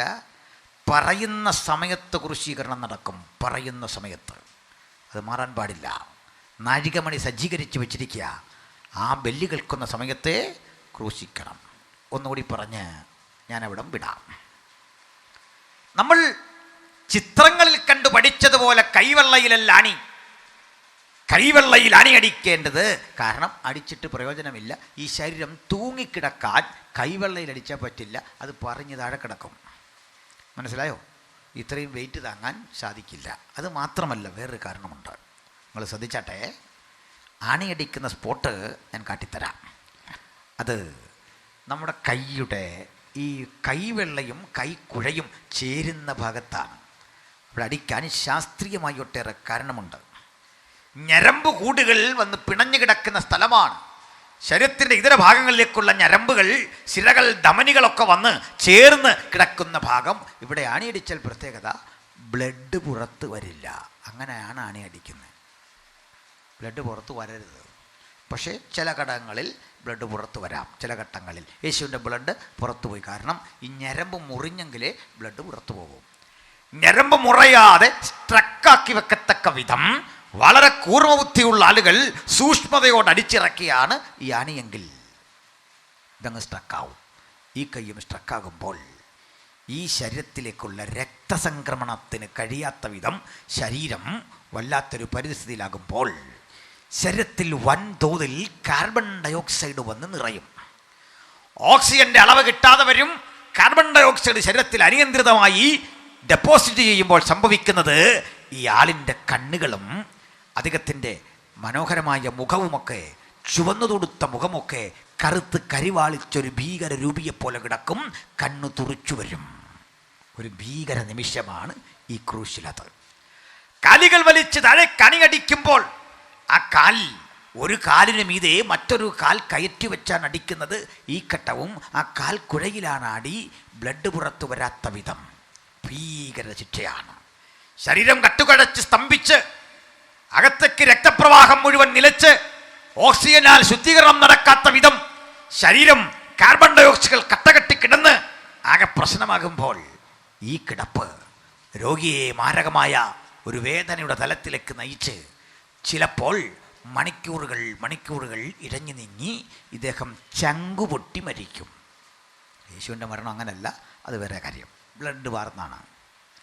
ഈ ശരീരം ഇങ്ങനെ, ഈ കിടപ്പ് 7 ദിവസം വരെ ക്രൂശിൽ കിടന്നവൻ്റെ ചരിത്രം സ്ട്രാബോ എന്ന എഴുത്തുകാരൻ രേഖപ്പെടുത്തുന്നു. 7 ദിവസം വരെ അബോധാവസ്ഥയിൽ ഈ കിടപ്പ്. ഇതിനിടയിൽ ആൾ മരിച്ചു എന്ന് ഉറപ്പുവരുത്താതെ പടയാളികൾക്ക് അവിടുന്ന് പോകാൻ അനുവാദമില്ല. അവിടെ നിൽക്കണം. അതുകൊണ്ട് പടയാളികളിൽ മര്യാദയുള്ളവരും ഒക്കെ ആയ ആളുകളുണ്ടല്ലോ.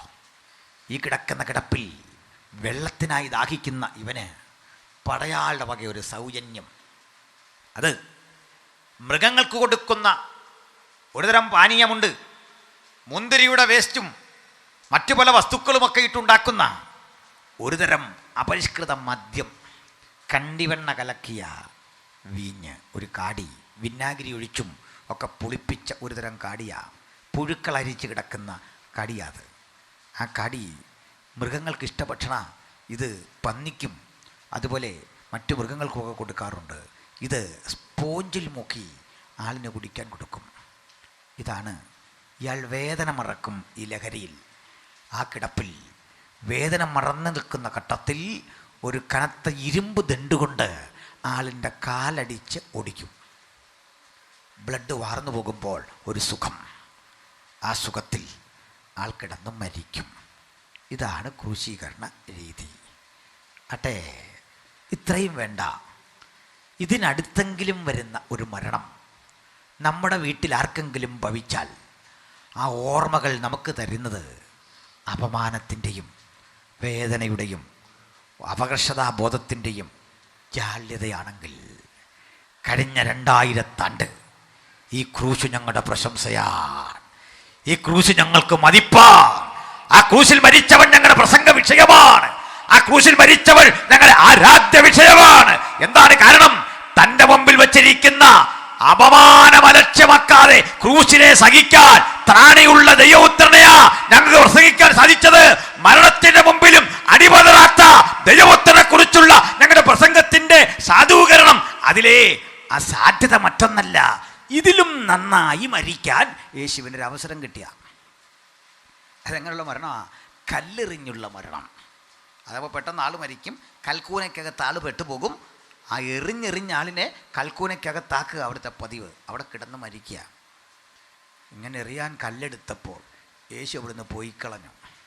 പേടിച്ചു പോയതല്ല, ദൈവത്തിൻ്റെ ക്രിസ്തു എങ്ങനെ മരിക്കണമെന്ന് ഈ തിരുവെഴുത്തിൽ എഴുതി വെച്ചു, കൃത്യതയോടെ എഴുതി വെച്ചു. അവൻ നമ്മുടെ അകൃത്യങ്ങൾ നിമിത്തം തകർന്നും നമ്മുടെ പാപങ്ങൾ നിമിത്തം മുറിവേറ്റുമിരിക്കുന്നു. നമ്മുടെ സമാധാനത്തിനായുള്ള ശിക്ഷ അവന്റെ മേലായി, അവന്റെ അടിപ്പിടലുകളാൽ നമുക്ക് സൗഖ്യം വന്നുമിരിക്കുന്നു. മനുഷ്യരാശിയുടെ പാപത്തിന്റെ പരിണിത ഫലമായി, ഞാനും നിങ്ങളും ചെയ്ത അധർമ്മത്തിന്റെ പരിണിത ഫലമായി, അധർമ്മികളിൽ ഒരുവനെ പോലെ, ഒരു ജഡീകനെ പോലെ, ഒരു ദുർമാർഗിയെ പോലെ, ഒരു വിപ്ലവകാരിയെ പോലെ അവനെ മുദ്ര കുത്തിക്കൊണ്ട് ഇങ്ങനെ കൊലമരത്തിൽ തൂക്കണമെന്ന് യേശു ജനിക്കുന്നതിന്റെ 700 കൊല്ലങ്ങൾക്കപ്പുറത്ത് ഈ തിരുവെഴുത്തിൽ എഴുതി വെച്ചെങ്കിൽ അവന്റെ മരണം യാദൃച്ഛികമല്ല, അതൊരു പ്രായശ്ചിത്ത മരണം, മുൻകൂട്ടി എഴുതിയ മരണം. എന്റെ പൊന്നു സ്നേഹിത, ഈ മരണത്തിന്റെ അർത്ഥതലങ്ങൾ വിശാലമാണ്. ദൂരത്തും ചാരത്തും ഇരുന്ന് വചനങ്ങൾക്ക് മനസ്സിലാക്കണം. എന്നെയും നിങ്ങളെയും ജീവന്റെ യാഥാർത്ഥ്യത്തിലേക്ക് മടക്കിക്കൊണ്ടുവരാൻ കഴിയുന്ന ദിവ്യ ഔഷധം യേശു ക്രിസ്തുവിന്റെ രക്തമെങ്കിൽ, അവന്റെ പുത്രനായ യേശുവിന്റെ രക്തം സകല പാപവും പോക്കി നമ്മെ ശുദ്ധീകരിക്കുന്നു. അവന്റെ രക്തത്തിൽ നമുക്ക് അതിക്രമങ്ങളുടെ മോചനം എന്ന വീണ്ടെടുപ്പുണ്ട്. ആ വീണ്ടെടുപ്പ് നമുക്ക് നൽകാനാണ് യേശു ക്രൂശിൽ മരിക്കുന്നത്. Hallelujah, praise the Lord. ഞാൻ വിഷയത്തിലേക്ക് ഒന്നുകൂടി എടുക്കുന്നു, ശ്രദ്ധിക്കണം. ഇങ്ങനെയാണ് ക്രൂശ് മരണത്തിൻ്റെ ചരിത്രം. എറിഞ്ഞേശുവിനെ തകർക്കാൻ സന്നാഹങ്ങൾ ഒരുക്കി വന്ന യഹൂദന്മാരുടെ മുമ്പിൽ നിന്ന് യേശു പോയി കളഞ്ഞു എന്ന് വചനത്തിൽ പറയാം. യേശു പോയി. എന്നാൽ ഇതേ യേശു ഗെത്സമനയിൽ പ്രാർത്ഥിക്കുമ്പോൾ യേശുവിനെ അറസ്റ്റ് ചെയ്യാൻ ഒരു വൻ റോമൻ സൈനിക നിര വരുന്നു. ഗെത്സമന എന്ന് പറയുന്ന സ്ഥലത്തിൻ്റെ മറുവശമാണ് യെരുശലേം. അപ്പുറത്ത് ഒരു തോടൊഴുകുന്നുണ്ട്, കിദ്രോൻ. ആ ഗെത്സമനയിൽ നിന്ന് ഒലിവുമല തുടങ്ങുന്ന ഒലിവുമലയുടെ ചെരിവാണ് ഗെത്സമന. അതിൻ്റെ മറുതലക്കലാണ് ലാസർ പാർത്ത ബെഥാന്യ. ഒറ്റമലയിൽ പ്രധാനപ്പെട്ട 3 ഇടങ്ങൾ. ഒന്ന് ഇവിടെ ഗെത്സമന, മുകൾ ഭാഗം ഒലിവുമല, അങ്ങച്ചെരിവ് ബെഥാന്യ. ഇതുവഴി തോട്, അക്കരെ യെരുശലേം. സമയം രാത്രിയാ. ആ കുറ്റാക്കുറ്റിരുട്ടത്ത് രാത്രി വന്ന് യേശുവിനെ അറസ്റ്റ് ചെയ്യണം. പക്ഷെ ആ രാത്രിയിൽ ആ സ്ഥലം വിട്ടുമാറാൻ യാതൊരു ബുദ്ധിമുട്ടുമില്ല. ഈ സ്ഥലങ്ങളൊക്കെ അന്നും ഇന്നും ധാരാളം ഗുഹകൾ നിറഞ്ഞതാ. എവിടെ ഒളിച്ചിരിക്കുന്നതിലും കണ്ടുപിടിക്കാനാവാത്ത വിധം പ്രകൃതിജന്യമായ നിരവധി ഗുഹകൾ, വിശാലമായ മരുഭൂമി. ഇതുപോലുള്ള സ്ഥലത്ത് യേശുവിന് വേണമെങ്കിൽ മറഞ്ഞിരിക്കാം. അവൻ മറഞ്ഞിരുന്നില്ല. യേശുവേ, മരണത്തിൻ്റെ കിങ്കരന്മാരായ കഴുകന്മാർ നിന്നെ കൊത്തിവലിക്കും എന്ന ചിന്ത കൊണ്ട് മരണഭീതി അലതല്ലി തോറ്റുകൊടുക്കാൻ ഒരിക്കലും നിനക്കിടവരാതെ നീ അകന്നോടിയില്ല. കുരിശു മുമ്പിൽ വെച്ച് നിന്നെ അറസ്റ്റ് ചെയ്യാൻ ക്ഷണിച്ചപ്പോൾ യേശു ചങ്കുറ്റത്തോടെ കരം രണ്ടും നീട്ടിക്കൊടുത്തിട്ട് പറയുക, നിങ്ങൾ ആരെ തിരയുന്നു? മറുപടി, നസ്രായനായ യേശുവിനെ. യേശുവിൻ്റെ മറുപടി, അത് ഞാനാകുന്നു. എന്നെ ബന്ധിക്കുക, ഇവരെ വിട്ടയക്കുക. ഹല്ലേലൂയ. യേശുവേ, അങ്ങ് ഒളിച്ചോടിയെങ്കിൽ ഞങ്ങളിന്ന് നിന്നെ പ്രസംഗിക്കുമായിരുന്നില്ല. അങ്ങ് ഭയചകിതനായി കാലു പിടിച്ചിരുന്നെങ്കിൽ ഞങ്ങളങ്ങനെ പ്രസംഗിക്കുമായിരുന്നില്ല. അങ്ങ് ഈ മരണനിമിഷം ഓർത്തുകൊണ്ട് റോമൻ ഭരണാധികാരിയുടെ കാൽക്കൽ വീട് രക്ഷിക്കണേ എന്ന് അലമുറ കൊട്ടിയിരുന്നെങ്കിൽ ഞങ്ങളങ്ങെ വിളിക്കുമായിരുന്നില്ല.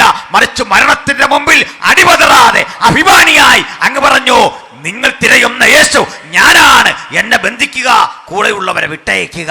ഇതല്ലേ കാൽവരി മരണത്തിന്റെ പൊരുൾ. ഇന്നും അവൻ നിന്നെ വിട്ടയച്ചു കൊണ്ടിരിക്കുന്നു. സ്വാതന്ത്ര്യത്തിനായി ക്രിസ്തു നമ്മെ സ്വതന്ത്രരായിക്കൊണ്ടിരിക്കുന്നു. അടിമതുകത്തിൽ കുടുങ്ങിപ്പോകരുത്. അറസ്റ്റ് ചെയ്യാൻ അടുത്തു വരുന്ന ഭരണാധികാരിയെ നോക്കിക്കൊണ്ട് പറയുക, അവനെ പിടിക്കരുത്, അവനെ തകർക്കരുത്, അവന് പകരമായി ഞാൻ എൻ്റെ പ്രാണനെ പ്രായശ്ചിത്തമായി നൽകുന്നു. ഒരു കാര്യം ഉറപ്പാ എൻ്റെ സ്നേഹിത, നിന്നെ വിടുവിക്കാനാ ക്രൂശ് മരണം. എന്തേ കാരണം? ഞാൻ ബോധ്യപ്പെടുത്തി തരാം.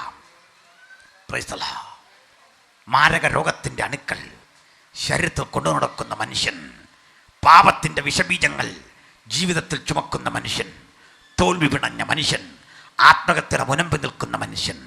എന്താ ഇന്നത്തെ ഒരു സാമൂഹ്യ പരിസരം? നമുക്കറിയാം നമ്മുടെ എല്ലാം വീടുകൾ ഇന്ന് സമ്പന്നമായി. നമ്മുടെ പരിസരവും നാം ആയിരിക്കുന്ന ഇടത്തും വാഹനങ്ങളില്ലാത്ത വീടില്ല, ദൃശ്യശ്രവണ മാധ്യമങ്ങളില്ലാത്ത വീടില്ല. സന്ധ്യാനേരത്ത് പ്രാർത്ഥനയെപ്പോലും പരിത്യജിച്ചുകൊണ്ട് മനുഷ്യൻ നിരന്തരം ദൈവവഴി വിട്ടിട്ട് അന്യായമായ വഴിയിലൂടെ ഈ സ്ക്രീനിൻ്റെ മുമ്പിലിരിക്കുന്നു. എന്താ ഇന്നത്തെ വീടുകളുടെ പരാജയം? സീരിയൽ കാണുന്ന ഭാര്യയും അമ്മയും, മദ്യപിക്കുന്ന ഭർത്താവ്, മൊബൈലുമായി അടുത്തടുത്ത റൂമിലിരിക്കുന്ന കുഞ്ഞുങ്ങൾ. ഇപ്പോൾ ആർക്കും പഴയ കുടുംബകലഹമൊന്നുമില്ല. പണ്ടൊക്കെ നമ്മുടെ നാട്ടിൽ കുടുംബകലഹം സജീവമായിരുന്നു. അതിൻ്റെ കാരണം മദ്യപിച്ചിട്ട് വന്ന് അങ്ങേരെടുത്തിട്ട് അടിക്കുന്നു, ആകെ പ്രശ്നം.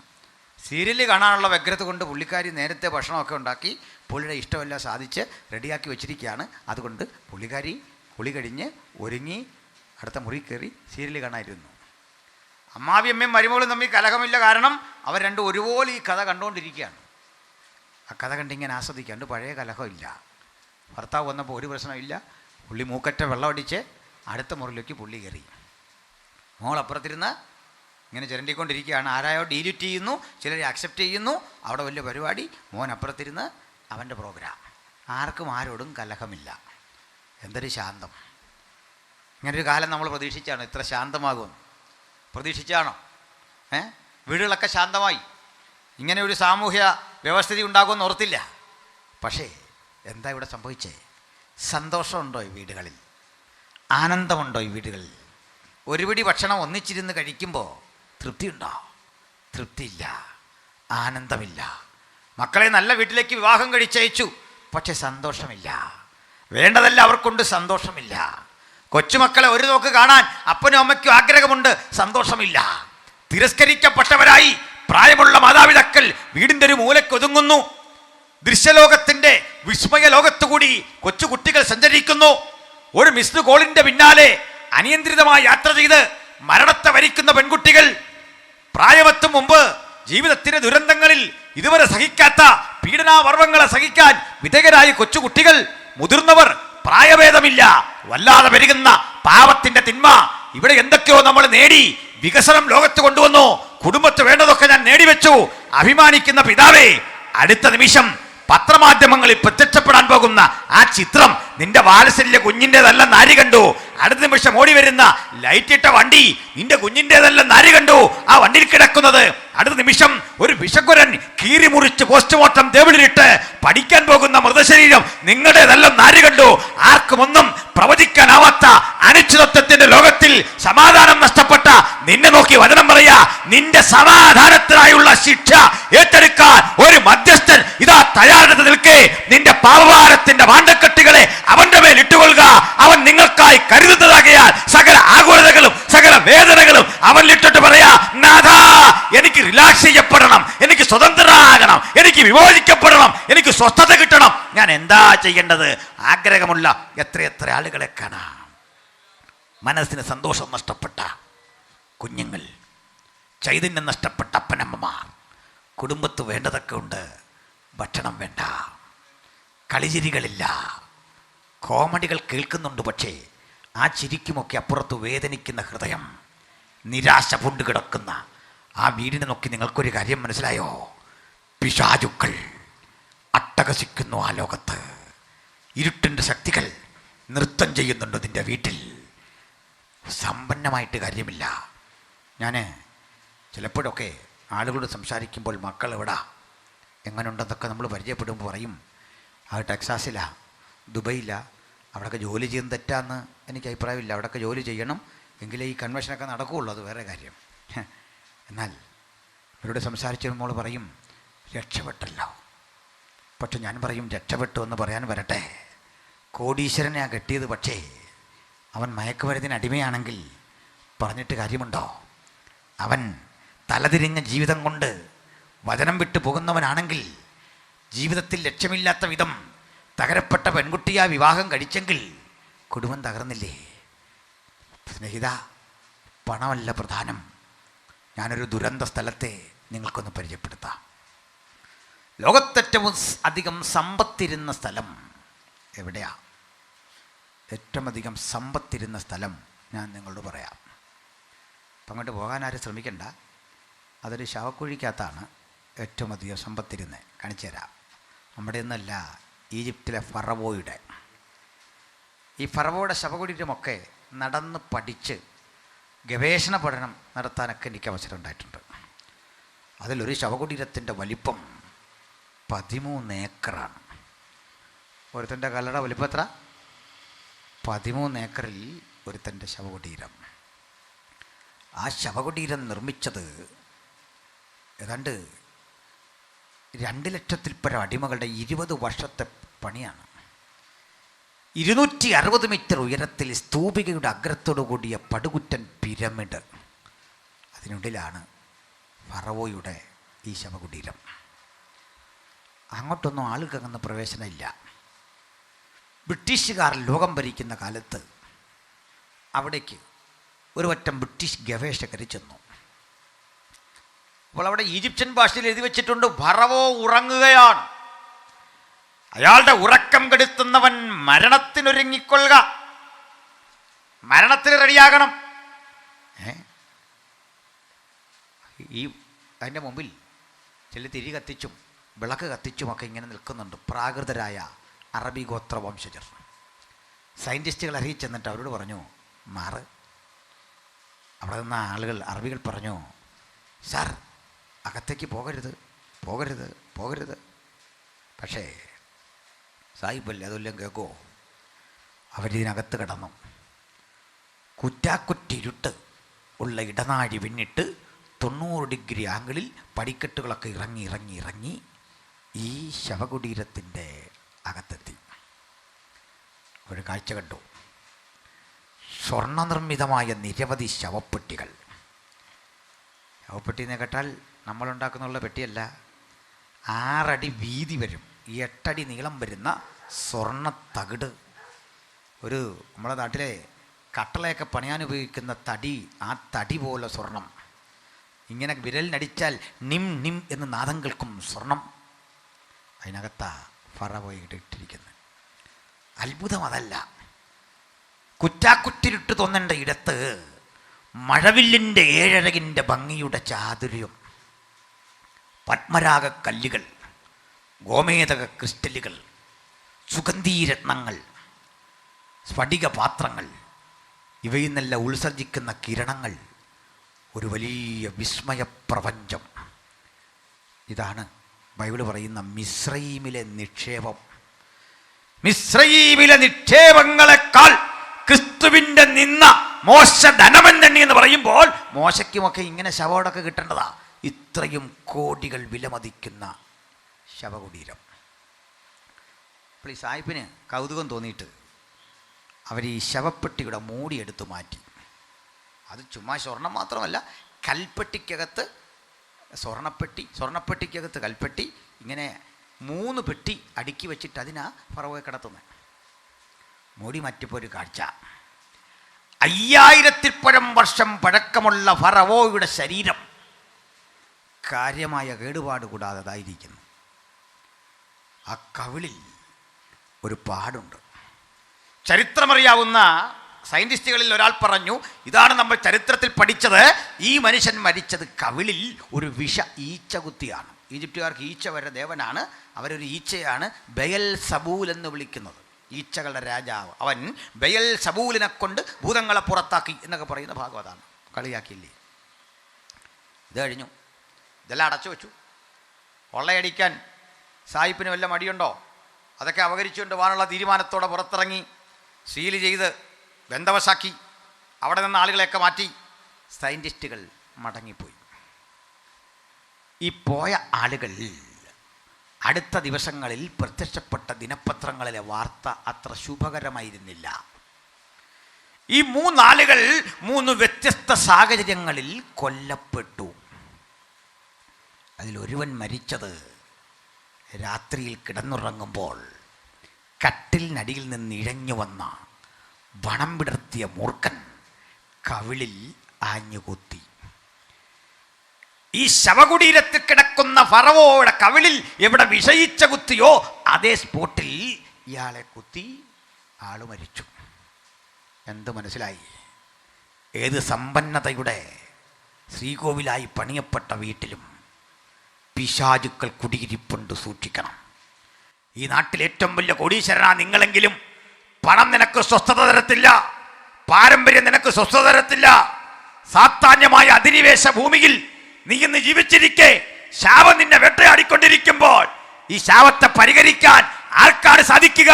ഇതാ ഗെത്സമന തോട്ടത്തിൽ വെച്ച് ഉള്ളുരുകി പ്രാർത്ഥിച്ചവൻ മധ്യസ്ഥയണച്ചിട്ട് പുറത്തേക്ക് വന്നിട്ട് പറയുക, നിങ്ങൾ ആരെയാ തിരയുന്നത്? നസറേനായ യേശുവിനെ. അത് ഞാനാ, എന്നെ ബന്ധിക്കണം, ഇവരെ വിട്ടയക്കണം. ഇന്നും വിട്ടയക്കപ്പെടുന്ന സ്വാതന്ത്ര്യ ബോധം ഹൃദയത്തിലുണ്ടെങ്കിൽ രോഗം പിടിച്ചു വച്ചിരിക്കുന്ന, തിന്മകൾ പിടിച്ചു വച്ചിരിക്കുന്ന ജീവിതത്തിന്റെ ദുരന്തങ്ങളിൽ നിന്ന് രക്ഷപ്പെടാൻ നിനക്കിതാ ഒരു ദിവ്യ ഔഷധം. അവന്റെ പുത്രനായ യേശുവിന്റെ രക്തം സകല പാപവും പോക്കി നമ്മെ ശുദ്ധീകരിക്കുന്നു.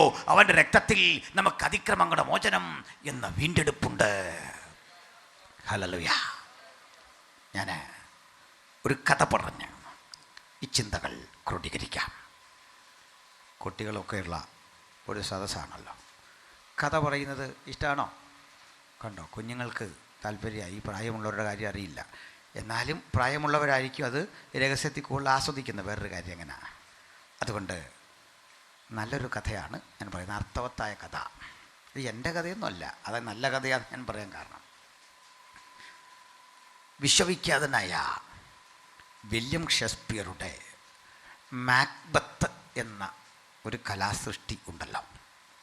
ഏവനിലെ രാപ്പാടി, ഉജ്ജ്വല എഴുത്ത ഷേക്സ്പിയറുടേത്. ഈ മാക്ബത്ത് ഒരു ധീര സമര സേനാനിയായ സൈനിക മേധാവിയുടെ പേരാ. അദ്ദേഹത്തിൻ്റെ ഭാര്യയെ ലേഡി മാക്ബത്ത് എന്നറിയപ്പെടുന്നു. നിരവധി യുദ്ധങ്ങളിൽ രാജ്യത്തെ വിജയിപ്പിച്ച രാജാവിൻ്റെ അഭിമാന ഭാജനമാണ് മാക്ബത്ത്.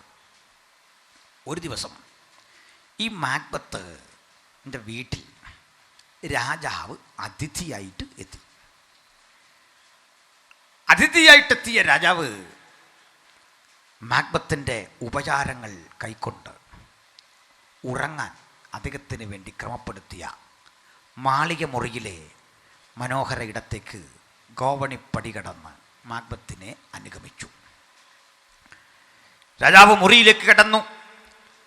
വിരിച്ചൊരുക്കിയ പേർഷ്യൻ പരവതാനിയുടെ മുകളിൽ കൂടി നടന്ന് മനോഹരമായ ഒലിവ് മരത്തിൻ്റെ തായ്തടിയിൽ മെനഞ്ഞ കട്ടിലിൽ രാജാവ് കിടക്കുമ്പോൾ ഒരു ശരറാന്തലൽപ്പം താഴ്ത്തി വെച്ചിട്ട് മാക്ബത്ത് പറഞ്ഞു, പ്രഭോ, അങ്ങയ്ക്കിന്നിവിടെ സുഖശയനം. അങ്ങയുടെ ഈ മുറിക്ക് മുമ്പിൽ വെട്ടിത്തിളങ്ങുന്ന ഈ വാളും കയ്യിലെന്തി നേരം വെളുത്തങ്ങുണരും വരെ ഈ മാക്ബത്തിരിക്കും. അങ്ങൊന്നും പേടിക്കണ്ട. ചിരിച്ചുകൊണ്ട് രാജാവ് പറഞ്ഞു, വിധി മറ്റൊരു രൂപത്തിൽ എന്നെ ആക്രമിക്കാൻ വന്നാൽ നിൻ്റെ ഈ വാള് അതുകൊണ്ട് ഗുണമില്ലല്ലോ മാക്ബത്ത്. മുമ്പ് സൂചിപ്പിച്ചതുപോലെ മറ്റൊരു വിധത്തിലായി എൻ്റെ മരണമെങ്കിൽ ഈ വാളിനെ രക്ഷിക്കാൻ കഴിയില്ലല്ലോ മാക്ബത്ത്. അതുകൊണ്ട് നീ എന്നെ ഇങ്ങനെ സൂക്ഷിക്കണ്ട, പോയി കിടന്നോ. മാത്രമല്ല മാക്ബത്ത്, നിൻ്റെ വീട്ടിൽ കിടക്കുമ്പോൾ കൊട്ടാരത്തിൽ കിടക്കുന്നതിനേക്കാൾ ഞാൻ സുരക്ഷിതനാ. കാരണം നിന്റെ വീട്ടിലേക്ക് വന്ന് ഒരു ശത്രുവിനും എന്നെ ആക്രമിക്കാൻ കഴിയില്ല. നീ എത്ര ധീരനാ, നിന്റെ മുൻകരുതലുകളെക്കുറിച്ച് അവന് ബോധമുണ്ട്. അതുകൊണ്ട് കൊട്ടാരത്തിലേക്കാൾ ഞാൻ സുരക്ഷിതനാ, പൊക്കോ. മാക്ബത്ത് വണങ്ങി മാളിക മുറിയുടെ പടിക്കെട്ടുകൾ കടന്ന് താഴേക്കിറങ്ങി ചെല്ലുമ്പോൾ സുന്ദരിയായ തൻ്റെ ഭാര്യ താഴെ നിൽക്കുന്നു, ലേഡി മാക്ബത്ത്. ഈ മുഖത്തെ സന്തോഷം കണ്ടിട്ട് മാക്ബത്തിനോട് അവൾ ചോദിച്ചു, അങ്ങനെന്താ വലിയ സന്തോഷമാണല്ലോ? അദ്ദേഹം പറഞ്ഞതേ, ഞാനിന്ന് അതീവ സന്തോഷവാൻ. കാരണം എൻ്റെ വീട്ടിൽ രാജാവ് ഉറങ്ങുമ്പോൾ രാജാവ് പറയുക, നീ കാവൽ നിൽക്കേണ്ട മാക്ബത്തെ, നീ ഒരു ധീരനാ. നിന്റെ പേര് കേട്ടാൽ ഒരു ശത്രുവിനും ഇവിടെ വന്ന് എന്നെ ഉപദ്രവിക്കാനാവില്ല. 1000 പാരിതോഷികങ്ങളെക്കാൾ വിലമതിക്കുന്ന പ്രശംസയാണ് എനിക്ക് കിട്ടിയത്. ഓ മാക്ബത്ത്, ഞാനൊരു ചോദ്യം ചോദിക്കുന്നു അങ്ങയോട്. അങ്ങ് ഏറ്റവും ഇഷ്ടപ്പെടുന്നത് ജീവിതത്തിൽ എന്തിനെയാണ്? അങ്ങക്ക് രാജാവിനോട് ബഹുമാനവും സ്നേഹവും ഒക്കെ ഉണ്ടല്ലോ, ഉണ്ട്. ഏറ്റവും ഇഷ്ടപ്പെടുന്ന രാജാവിനെയാണോ? അദ്ദേഹം പറഞ്ഞല്ല, നിന്നെയാണ്. ഉറപ്പ്? ഉറപ്പ്. മാക്ബത്ത്, അങ്ങക്ക് സാധിക്കുന്നൊരു കാര്യം, അനായാസേന സാധിക്കുന്നൊരു കാര്യം ഞാൻ അങ്ങയോട് പറയാം. എന്നോട് സ്നേഹമുണ്ടെങ്കിൽ അത് നടപ്പിലാക്കി തരണം. അദ്ദേഹം പറഞ്ഞു, തരാം, കരം തന്നാട്ടെ. കരം കൊടുത്തു. ഉറപ്പ്? ഉറപ്പ്. ആ, എന്താ പറഞ്ഞാട്ട്? ഇന്ന് രാത്രി നീ രാജാവിനെ കൊല്ലണം. കൊന്നിട്ട് നീ ഈ രാജ്യത്തിൻ്റെ രാജാവാകണം. നിന്റെ വലത്തുവശത്തു രാജ്ഞിയായി ഞാനിരിക്കും. മാക്ബത്ത് പറഞ്ഞു, എന്തൊരു വിഡ്ഢിയാണ് നീ. ഒരനുജനെപ്പോലെ എന്നെ സ്നേഹിക്കുന്ന എൻ്റെ ചക്രവർത്തിക്ക് നേരെ ഈ വാളുയരില്ല. ഒരു തെരുവ് തണ്ടിയെപ്പോലെ ജീവിതം ഹോമിക്കേണ്ട എൻ്റെ വിലയും നിലയും എൻ്റെ ചക്രവർത്തിയാ. പ്രാണൻ വെച്ചുപവനെ സംരക്ഷിക്കാൻ ഞാൻ ബാധ്യസ്ഥനാ. ഈ ഉടവാൾ അവന് നേരെ ചലിക്കില്ല. പകരം നീ ആകാശത്തിൽ ജ്വലിച്ചു നിൽക്കുന്ന ചന്ദ്രനെയും പിടിച്ച് എനിക്ക് കൊണ്ടെത്താ എന്ന് പറയുക. ഞാൻ ചന്ദ്രനെയും പിടിക്കാൻ പ്രയാണം ആരംഭിക്കും. ഒന്ന് പൊരുതി നോക്കും. അതിനെനിക്ക് മനസ്സാ. പക്ഷേ എൻ്റെ ചക്രവർത്തിയെക്കുറിച്ച് ഇനിയൊരക്ഷരം മിണ്ടരുത്. അവൾ പറഞ്ഞു, മാക്ബത്ത്, എനിക്ക് മനസ്സിലായി. സോറി മാക്ബത്ത്, അങ്ങയുടെ ചക്രവർത്തിയെ കൊല്ലാൻ ഞാനൊരു വാക്കുകൂടി കൽപ്പിച്ചാൽ നീ എൻ്റെ തലയിറക്കും എന്നെനിക്ക് മനസ്സിലായി. അതുകൊണ്ട് മാക്ബത്ത്, ഞാൻ നിന്നെ പിരിയുന്നു. ഞാൻ വിട്ടുപോവുകയാണ്. അവൾ തൻ്റെ ബാഗെല്ലാം കയ്യിലെടുത്ത് നടക്കാൻ തുടങ്ങിയപ്പോൾ മാക്ബത്ത് പറഞ്ഞു, നിനക്കെന്ത് പറ്റി? ഇവിടെ വാ. നോ മാക്ബത്ത്, നൂറുകണക്കിന് യുവകേസരികൾ എൻ്റെ സൗന്ദര്യം ആഗ്രഹിച്ച് എനിക്ക് ചുറ്റും കൂടിയിട്ടും നിന്നിലെ ധീരത കണ്ട് നിന്നെ മാത്രം പ്രണയിച്ച് നിനക്കൊപ്പം ഇറങ്ങിത്തിരിച്ച എൻ്റെ മുമ്പിൽ എന്നെക്കാൾ വലിയൊരു ബിംബം നിന്റെ ഹൃദയത്തിലിരിക്കുന്നു രാജാവ്. അത് മാറാതെ നിന്റെ കൂടെ ഇല്ല. ഇനി ഞാൻ തിരിഞ്ഞു നിൽക്കാൻ ഒറ്റ വ്യവസ്ഥ. ഇന്ന് രാത്രി നീ രാജാവിനെ കൊല്ലണം. പറയൂ, ഈസ് ഇറ്റ് പോസിബിൾ? സാധ്യമാണോ? അവൻ അങ്ങനെ നിന്നു. മനസാക്ഷി പറഞ്ഞു, അരുതേ അരുതേ അരുതേ. പക്ഷേ പ്രലോഭനം പറഞ്ഞു, വേഗം വേഗം വേഗം. മനസ്സാക്ഷിയും പ്രലോഭനവും രണ്ട് മണ്ഡലങ്ങൾ ഏറ്റുമുട്ടുന്ന സംഘർഷഭരിതമായ മനസ്സിൽ ഞങ്ങളുടെ പ്രസംഗം കേൾക്കുന്ന ഒരാളെങ്കിലും ഉണ്ടെങ്കിൽ, സ്നേഹിത, നീ എന്തിനാ വില കൽപ്പിക്കുന്നത്? എന്തിനു വേണ്ടി ആയുധം കയ്യിലെടുക്കുന്നത്? ഒടുവിൽ പ്രലോഭനം വിജയിക്കുന്നു. മാക്ബത്ത് പറഞ്ഞു, വരൂ വരൂ വരൂ. അവൾ ചിരിച്ചുകൊണ്ട് അടുത്ത് വന്നു. കയ്യിൽ കരുതി വെച്ച പുതിയൊരു ഉടവാൾ അവൾ എടുത്തു കൊടുത്തിട്ട് പറഞ്ഞു, it is for him Macbeth. ഇത് അവനുള്ളതാണ് മാക്ബത്ത്, കൊണ്ടുപോകൂ. മാക്ബത്ത് വേഗത്തിൽ. മാക്ബത്ത് പടികടന്ന് രാജാവിൻ്റെ ശയനഗൃഹത്തിൻ്റെ അരികിലെത്തി. പതുക്കെ കതക് തുറന്ന് അകത്ത് കിടക്കുമ്പോൾ ദാ ശാന്തനായി ഉറങ്ങുന്നു രാജാവ്. തൻ്റെ കയ്യിലെ കരവാളം മാക്ബത്തൊന്ന് ഉയർത്തി. ചലിപ്പിക്കാൻ വയ്യ. ശരീരമാസകലം സ്തംഭിക്കുന്നു. കൈയും കാലും വിറയ്ക്കുന്നു. ഒരു ധൈര്യം സംഭരിച്ചു മാക്ബത്ത്. ഓ, എന്തൊരു പ്രലോഭനം! അപ്പുറത്തെന്റെ മനസ്സാക്ഷിയുടെ വിങ്ങൽ, നീറിപ്പുകയുന്ന മനസ്സ് സഹിക്കാൻ വയ്യ. ഞാനാകെ ഭ്രാന്തനാകുന്നു. എന്തു ചെയ്യും? സംഘർഷഭരിതമായ അന്തരീക്ഷത്തിൽ ഇന്ന് ഞാനിത് ചെയ്യുന്നില്ലെങ്കിൽ എൻ്റെ ഭാര്യ വിട്ടുപോകും. ഇന്ന് ഞാനിത് ചെയ്താൽ ഞാൻ ലോകത്തിലെ ഏറ്റവും വലിയ കുറ്റവാളി, നീചകൃത്യം ചെയ്യുന്നവൻ. ഓ, എനിക്ക് താങ്ങാൻ വയ്യ. സ്നേഹിത, ഇതിന്റെ പേരാണ് പാപം, ഇതിന്റെ പേരാ അധർമ്മം, ഇതിന്റെ പേരാ അകൃത്യം. വചനം പറയാ, നമ്മുടെ സമാധാനത്തിനായുള്ള ശിക്ഷ അവന്റെ മേലായി. താങ്ങാനാവാത്ത ആ പാപഭാരം എവിടാ കൊണ്ടിടുന്നത്? മനസാക്ഷി വിധിച്ചിട്ടും ചെയ്തു പോയ നീചകൃത്യങ്ങൾ കൊണ്ട് പരിഹരിക്കാൻ ഒരിടമില്ലാതെ വീർപ്പുമുട്ടുന്ന നിനക്കിന്ന് രാത്രി വിടുതൽ ആവശ്യമുണ്ടെങ്കിൽ, ഈ മാനസികാവസ്ഥയിൽ നിന്ന് രക്ഷ ആവശ്യമുണ്ടെങ്കിൽ, ഒറ്റ വഴി മാത്രം. യേശുക്രിസ്തുവിന്റെ പുണ്യാക രക്തം നിന്റെ സകല പാപവും പോക്കി നിന്നെ ശുദ്ധീകരിക്കുന്നു, നിന്നെ രക്ഷിക്കുന്നു. സ്തോത്രം. ഞാൻ പറഞ്ഞ് അവസാനിപ്പിക്കട്ടെ പ്രിയരെ. അടുത്ത ഘട്ടം, അയാളുടെ കയ്യിലെ വാളൊന്നുയർന്നു. രാജാവിൻ്റെ ശിരസ് ലക്ഷ്യമിട്ട് വാൾ അങ്ങോട്ട് ചെന്നു. രാജാവിൻ്റെ ഗളം പിളരുമ്പോൾ ആ കണ്ണൊന്ന് തുറന്നു. മാക്ബത്തിനെ രാജാവ് കണ്ടു.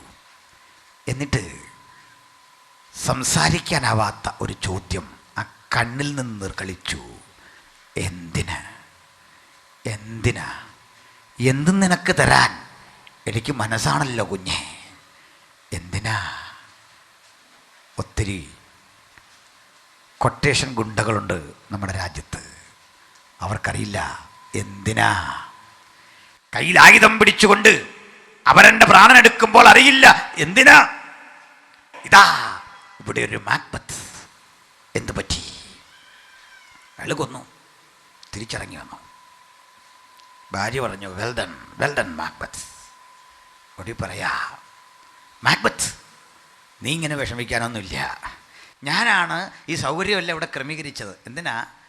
ഈ രാജാവിനെ തന്ത്രപൂർവ്വം കൊണ്ടുവന്നതും ആഹാരമൊരുക്കിയതും അവിടെ സപ്രപഞ്ച കട്ടിലിനേക്കാൾ മനോഹരമായ കട്ടിലൊരുക്കിയതുമൊക്കെ എൻ്റെ ഒരു തന്ത്രമായിരുന്നു. കാരണം ഇവിടെ വരുത്തി കൊന്നിട്ട് നാളെ നീ നാടിൻ്റെ രാജാവാകുമ്പോൾ നിന്റെ വലതുവശത്ത് ഞാൻ രാജ്ഞിയായിരിക്കും. നേരം വെളുക്കുമ്പോഴേക്കും ഈ നാടും നഗരവും ഉണരും. ദേശമെല്ലാം നിന്റെ പിന്നിൽ കീഴൈ വിളിച്ചു മുദ്രാവാക്യങ്ങളോടെ നിന്നെ പട്ടാഭിഷേകം കഴിക്കാൻ ഇങ്ങനെ ആനയും അമ്പാരിയും എഴുന്നള്ളത്തും കുതിരപ്പടകളും ഒക്കെ കൊണ്ട് പോകുമ്പോൾ നിനക്കൊപ്പം ഞാനുമുണ്ടാകും. മാക്ബത്ത് ജീവിതം ആസ്വദിക്കാനുള്ളതല്ലേ മാക്ബത്ത്. അവിടെ എന്ത് ധാർമ്മികത, അവിടെ എന്ത് സന്മാർഗബോധം. നമുക്ക് വേണ്ടത് ജസ്റ്റ് എൻജോയ് ലൈഫ്. നമുക്ക് ജീവിതത്തെ ആസ്വദിക്കാം. മാക്ബത്ത് സമ്മതിച്ചു. പക്ഷേ അരണ്ട വെളിച്ചത്തിൽ ഈ കയ്യിലേക്ക് നോക്കിയപ്പോൾ ഒരു തുള്ളി ചോര. അയാൾ പറഞ്ഞു, ദാ എൻ്റെ കയ്യിൽ ഒരൽപ്പം രക്തക്കറ, ഇത് കഴുകണം. കൂജയിലെ തണുത്ത ജലം ഇനി കൊണ്ടുവാ. കൂജ കൊണ്ടുവന്നു. തണുത്ത ജലം നിറച്ച കൂജ. കുഞ്ഞുങ്ങൾക്കറിയില്ല കൂജ എന്ന് പറഞ്ഞാൽ എന്താണെന്നല്ലേ. അവർ നിങ്ങളുടെ ഫ്രിഡ്ജിലെ വെള്ളമല്ലേ നമ്മുടെ മക്കൾ കുടിക്കുക. കുഞ്ഞെ ഒരുതരം ജാറാണ്, ഒരുതരം മൺജാറാണ്, മൺകുടം, നീളമുള്ള മൺകുടം. അതങ്ങോട്ട് പിടിച്ച് വെള്ളം ഒത്തി കുടിച്ചിട്ട് മാക്ബത്ത് ബാക്കി വെള്ളം ഭാര്യയെ കൊണ്ട് കയ്യിലേക്കൊഴിച്ച് ഇങ്ങനെന്ന് കഴുകി കുടഞ്ഞിട്ട് നോക്കി. ചോരക്കറ പോകുന്നില്ല. മാക്ബത്ത് പറഞ്ഞു, തൊടിയിലെ കിണറ്റിലെ വെള്ളം കോരി ഈ കയ്യിലേക്ക് ഒഴിക്കുക. കൈ കഴുകി, ചോരക്കറ പോകുന്നില്ല. മാക്ബത്ത് പറഞ്ഞു, പുഴയിൽ നിന്നൽപ്പം വെള്ളമിറ്റിച്ച് ഈ കയ്യിലേക്ക് ഒഴിക്കൂ വേഗത്തിൽ. വേലക്കാരൻ പോയി വെള്ളം കൊണ്ടുവന്നു. വെള്ളമൊഴിച്ചു കൈ കഴുകി, ചോരക്കറ പോകുന്നില്ല. മാക്ബത്ത് ഗർജിച്ചു. ഇന്ന് രാത്രി തന്നെ അലയടിച്ചുയരുന്ന 7 കടലുകളിലേക്ക് 7 പടയാളികൾ 7 കുതിരപ്പുറത്ത് 7 കുംഭങ്ങളുമായി കടന്നു പോകണം. കുടങ്ങളുമായി പതച്ചാർത്തുകൊണ്ട് പൊട്ടിച്ചിരിക്കുന്ന സാഗര തരംഗങ്ങൾക്കിടയിൽ നിന്ന് വെള്ളം കൂജകളിൽ നിറച്ച് 7 കടലിലെ വെള്ളം കൊണ്ടുവന്ന് എൻ്റെ കൈ കഴുകുക. 7 കടലുകളിലെ വെള്ളം കൊണ്ടുവന്ന് അയാളുടെ കൈ കഴുകി. ചോരക്കറ പോകുന്നില്ല. കാലം മാക്ബത്തിനെ ഒരു ഭ്രാന്തനാക്കി മാറ്റി. അയാളുടെ ഭാര്യ കൽത്തുറുങ്കിലകപ്പെട്ടു. ആ കഥ ആ വഴിക്ക് പോകട്ടെ. ഇന്ന് ഈ പ്രസംഗം കേട്ടിരിക്കുന്നവർക്കിടയിൽ ഒരു മാക്ബത്തുണ്ടെന്ന് ഞങ്ങൾക്കറിയാം. കുറ്റബോധത്തിൻ്റെ നീറുന്ന മനസ്സോടെ വചനം കേൾക്കുന്ന നിനക്ക് വേണ്ടിയാ ഈ 3 രാത്രികളുടെ യോഗം. ആ മാക്ബത്തെ, നിന്നെ രക്ഷിക്കാൻ ഒരു മതചിന്തയ്ക്കും കഴിയില്ല. നിന്നെ രക്ഷിക്കാൻ തീർത്ഥാടനങ്ങൾക്ക് കഴിയുകയില്ല. നീ കോടികൾ മുടക്കി തീർത്ഥാടന കേന്ദ്രങ്ങളിൽ പോയി നീ പ്രദക്ഷിണം ചെയ്താൽ നിന്റെ പാപഭാരം തീരില്ല. നിനക്കുള്ള സ്വത്തൊക്കെ പതിച്ചു പാപങ്ങൾക്ക് കൊടുത്താൽ നിന്റെ ഹൃദയത്തിന്റെ സമാധാനം തിരിച്ചു കിട്ടുകയില്ല. നിന്റെ നഷ്ടങ്ങളെ തിരിച്ചു തരാൻ ലോകത്തിലാർക്കും കഴിയില്ലെങ്കിൽ നീ ഇന്നിവിടെ ഉണ്ട്. ഈ ശബ്ദം കേൾക്കുന്നെങ്കിൽ ഞാൻ വിളിച്ചു പറയാ, നിന്നെ രക്ഷിക്കാൻ ഉലകത്തിൽ ഒരുവനെ കഴിയൂ. അവന്റെ പേര് കർത്താവായ യേശുക്രിസ്തു. എന്താണ് അവന്റെ പ്രത്യേകത? അവന്റെ പുത്രനായ യേശുവിന്റെ രക്തം സകല പാപം പോക്കി നമ്മെ ശുദ്ധീകരിക്കുന്നു. അവന്റെ രക്തത്തിൽ നമുക്ക് അതിക്രമങ്ങളുടെ മോചനം എന്ന വീണ്ടെടുപ്പുണ്ട്. അവനിലല്ലോ ദൈവത്തിന്റെ സകല സമ്പൂർണതയും ദേഹരൂപമായി വസിക്കുന്നത്. ആ യേശുവിനെ ഹൃദയാന്തർഭാഗത്ത് രക്ഷകനും കർത്താവുമായി സ്വീകരിപ്പാൻ വചനം കേൾക്കുന്ന ഏവർക്കും അത്യുന്നതൻ സംഗതിയാക്കട്ടെ. പാപഭാരത്തിൻ്റെ നീറുന്ന ബോധത്തോടെ ശബ്ദം കേൾക്കുന്ന പ്രിയ സ്നേഹിത, ഇന്ന് രാത്രി നിനക്ക് വിടുതൽ. നിന്റെ പാപം എത്ര കടിഞ്ചുവപ്പായിരുന്നാലും പരിഹരിക്കുന്ന നസ്രായൻ്റെ പാതാരബിന്ദങ്ങളിൽ നിനക്ക് അഭയം, ശാശ്വത സമാധാനം, സുഖമുള്ള ഒരു ജീവിതാനുഭവത്തിലേക്ക് നിൻ്റെ ഹൃദയത്തെയും മനസ്സിനെയും ശരീരത്തെയും ഇന്ന് രാത്രി പരാവർത്തനം ചെയ്യിക്കുന്ന സത്യസുവിശേഷം നിൻ്റെ രക്ഷയ്ക്കായി പ്രസംഗിച്ചുകൊണ്ട് വീണ്ടും ഞങ്ങൾ ആവർത്തിക്കുന്നു. ഈ ക്രൂശാണ് ഞങ്ങളെ വീണ്ടെടുത്തത്. അതിലെ സ്നേഹത്തിൻ്റെ ആധിക്യമാണ് ഈ യോഗം നടത്താനും നിങ്ങളോട് പ്രസംഗിക്കുവാനും ഞങ്ങളെ പ്രേരിപ്പിച്ച ഘടകം. ആ ക്രിസ്തു നിൻ്റെ ഹൃദയത്തിൽ വാഴട്ടെ. കണ്ണുകളടയ്ക്ക. ഒരു വേള ഹൃദയത്തെ ഏകാഗ്രമാക്കട്ടെ. എല്ലാവരും എല്ലാവരും എല്ലാവരും ഞാനൊരു വേള നിങ്ങൾക്കായി പ്രാർത്ഥിക്കുന്നു. എല്ലാവരും പ്രാർത്ഥിച്ചട്ടെ. ഈ ദേശത്തിനായി പ്രാർത്ഥിക്കുന്നു. എനിക്കൊപ്പം നിങ്ങളും പ്രാർത്ഥിക്കണേ.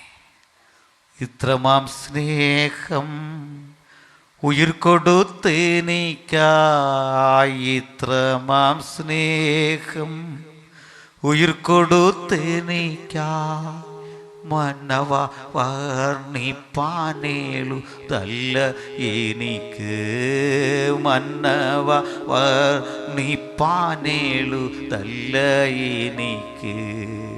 തേടി വന്നു ദോഷിയാം എന്നെയും എന്നെയും നാഥ, തേടി വന്നു ദോഷിയാം എന്നെയും എന്നെയും നാഥ. ഏത് പാപിയും തേടി വരുന്ന ദൈവസ്നേഹം നിന്നെയും തേടി വന്നിരിക്കുന്ന കുഞ്ഞെ, പ്രിയ മാതാവേ, പ്രിയ സഹോദര, പ്രിയ കുഞ്ഞേ, ഈ ദൈവസ്നേഹം നിനക്ക് വേണോ? യേശു നിന്നെ തൊടുന്നു. ഈ മനോഹര കരസ്പർശം ഏറ്റെടുത്ത് മടങ്ങണേ.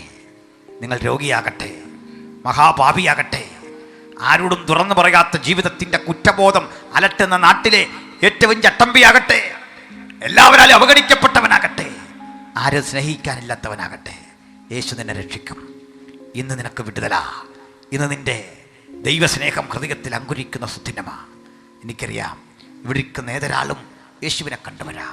ഒരാളെങ്കിലും അകത്തോ പുറത്തോ യേശു ചൈതന്യം കൂടാതെ നിൽക്കുന്നെങ്കിൽ എനിക്ക് യേശുവിനെ അനുഗമിക്കണം. എൻ്റെ പാപങ്ങൾ ഏറ്റുപറഞ്ഞ് ഒരു പുതുമനുഷ്യനായി എനിക്ക് മുമ്പോട്ട് പോകണം. എനിക്കായി പ്രാർത്ഥിക്കണേ. എൻ്റെ കുടുംബത്തിനായിട്ടൊന്ന് പ്രാർത്ഥിക്കണേ. എൻ്റെ സഹോദരൻ മദ്യപാനിയ, ഒന്ന് പ്രാർത്ഥിക്കണേ.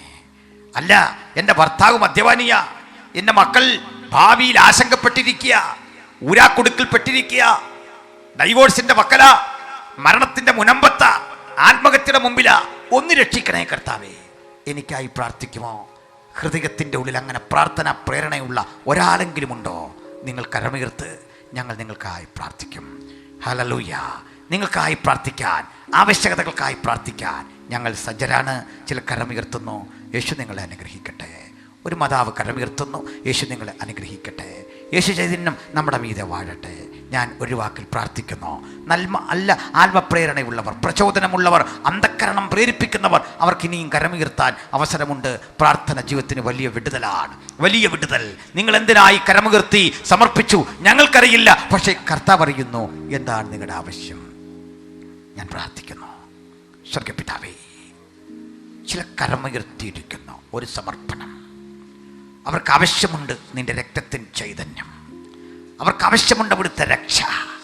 അവർക്ക് ആവശ്യമുണ്ട് അവിടുത്തെ വിടുതൽ, നിന്റെ സാന്നിധ്യം, അവിടുത്തെ സ്വാതന്ത്ര്യം. ഈ രാത്രി വിടുതലാകണമേ. നിന്റെ കൃപ കുടയിരിക്കണമേ. യേശുക്രിസ്തുവിൻ്റെ വിലയേറിയ നാമത്തിൽ വചനം കേട്ടവരെ ഞങ്ങൾ അനുഗ്രഹിച്ച് പ്രാർത്ഥിക്കുന്നു. വീണ്ടും ഈ ജനത്തെയും ദേശത്തെയും അടുത്ത ദിനങ്ങളിൽ വചനം കൊണ്ട് ഇടപെട്ട് അനുഗ്രഹിപ്പാൻ ഞങ്ങൾ തിരുക്കരങ്ങളിൽ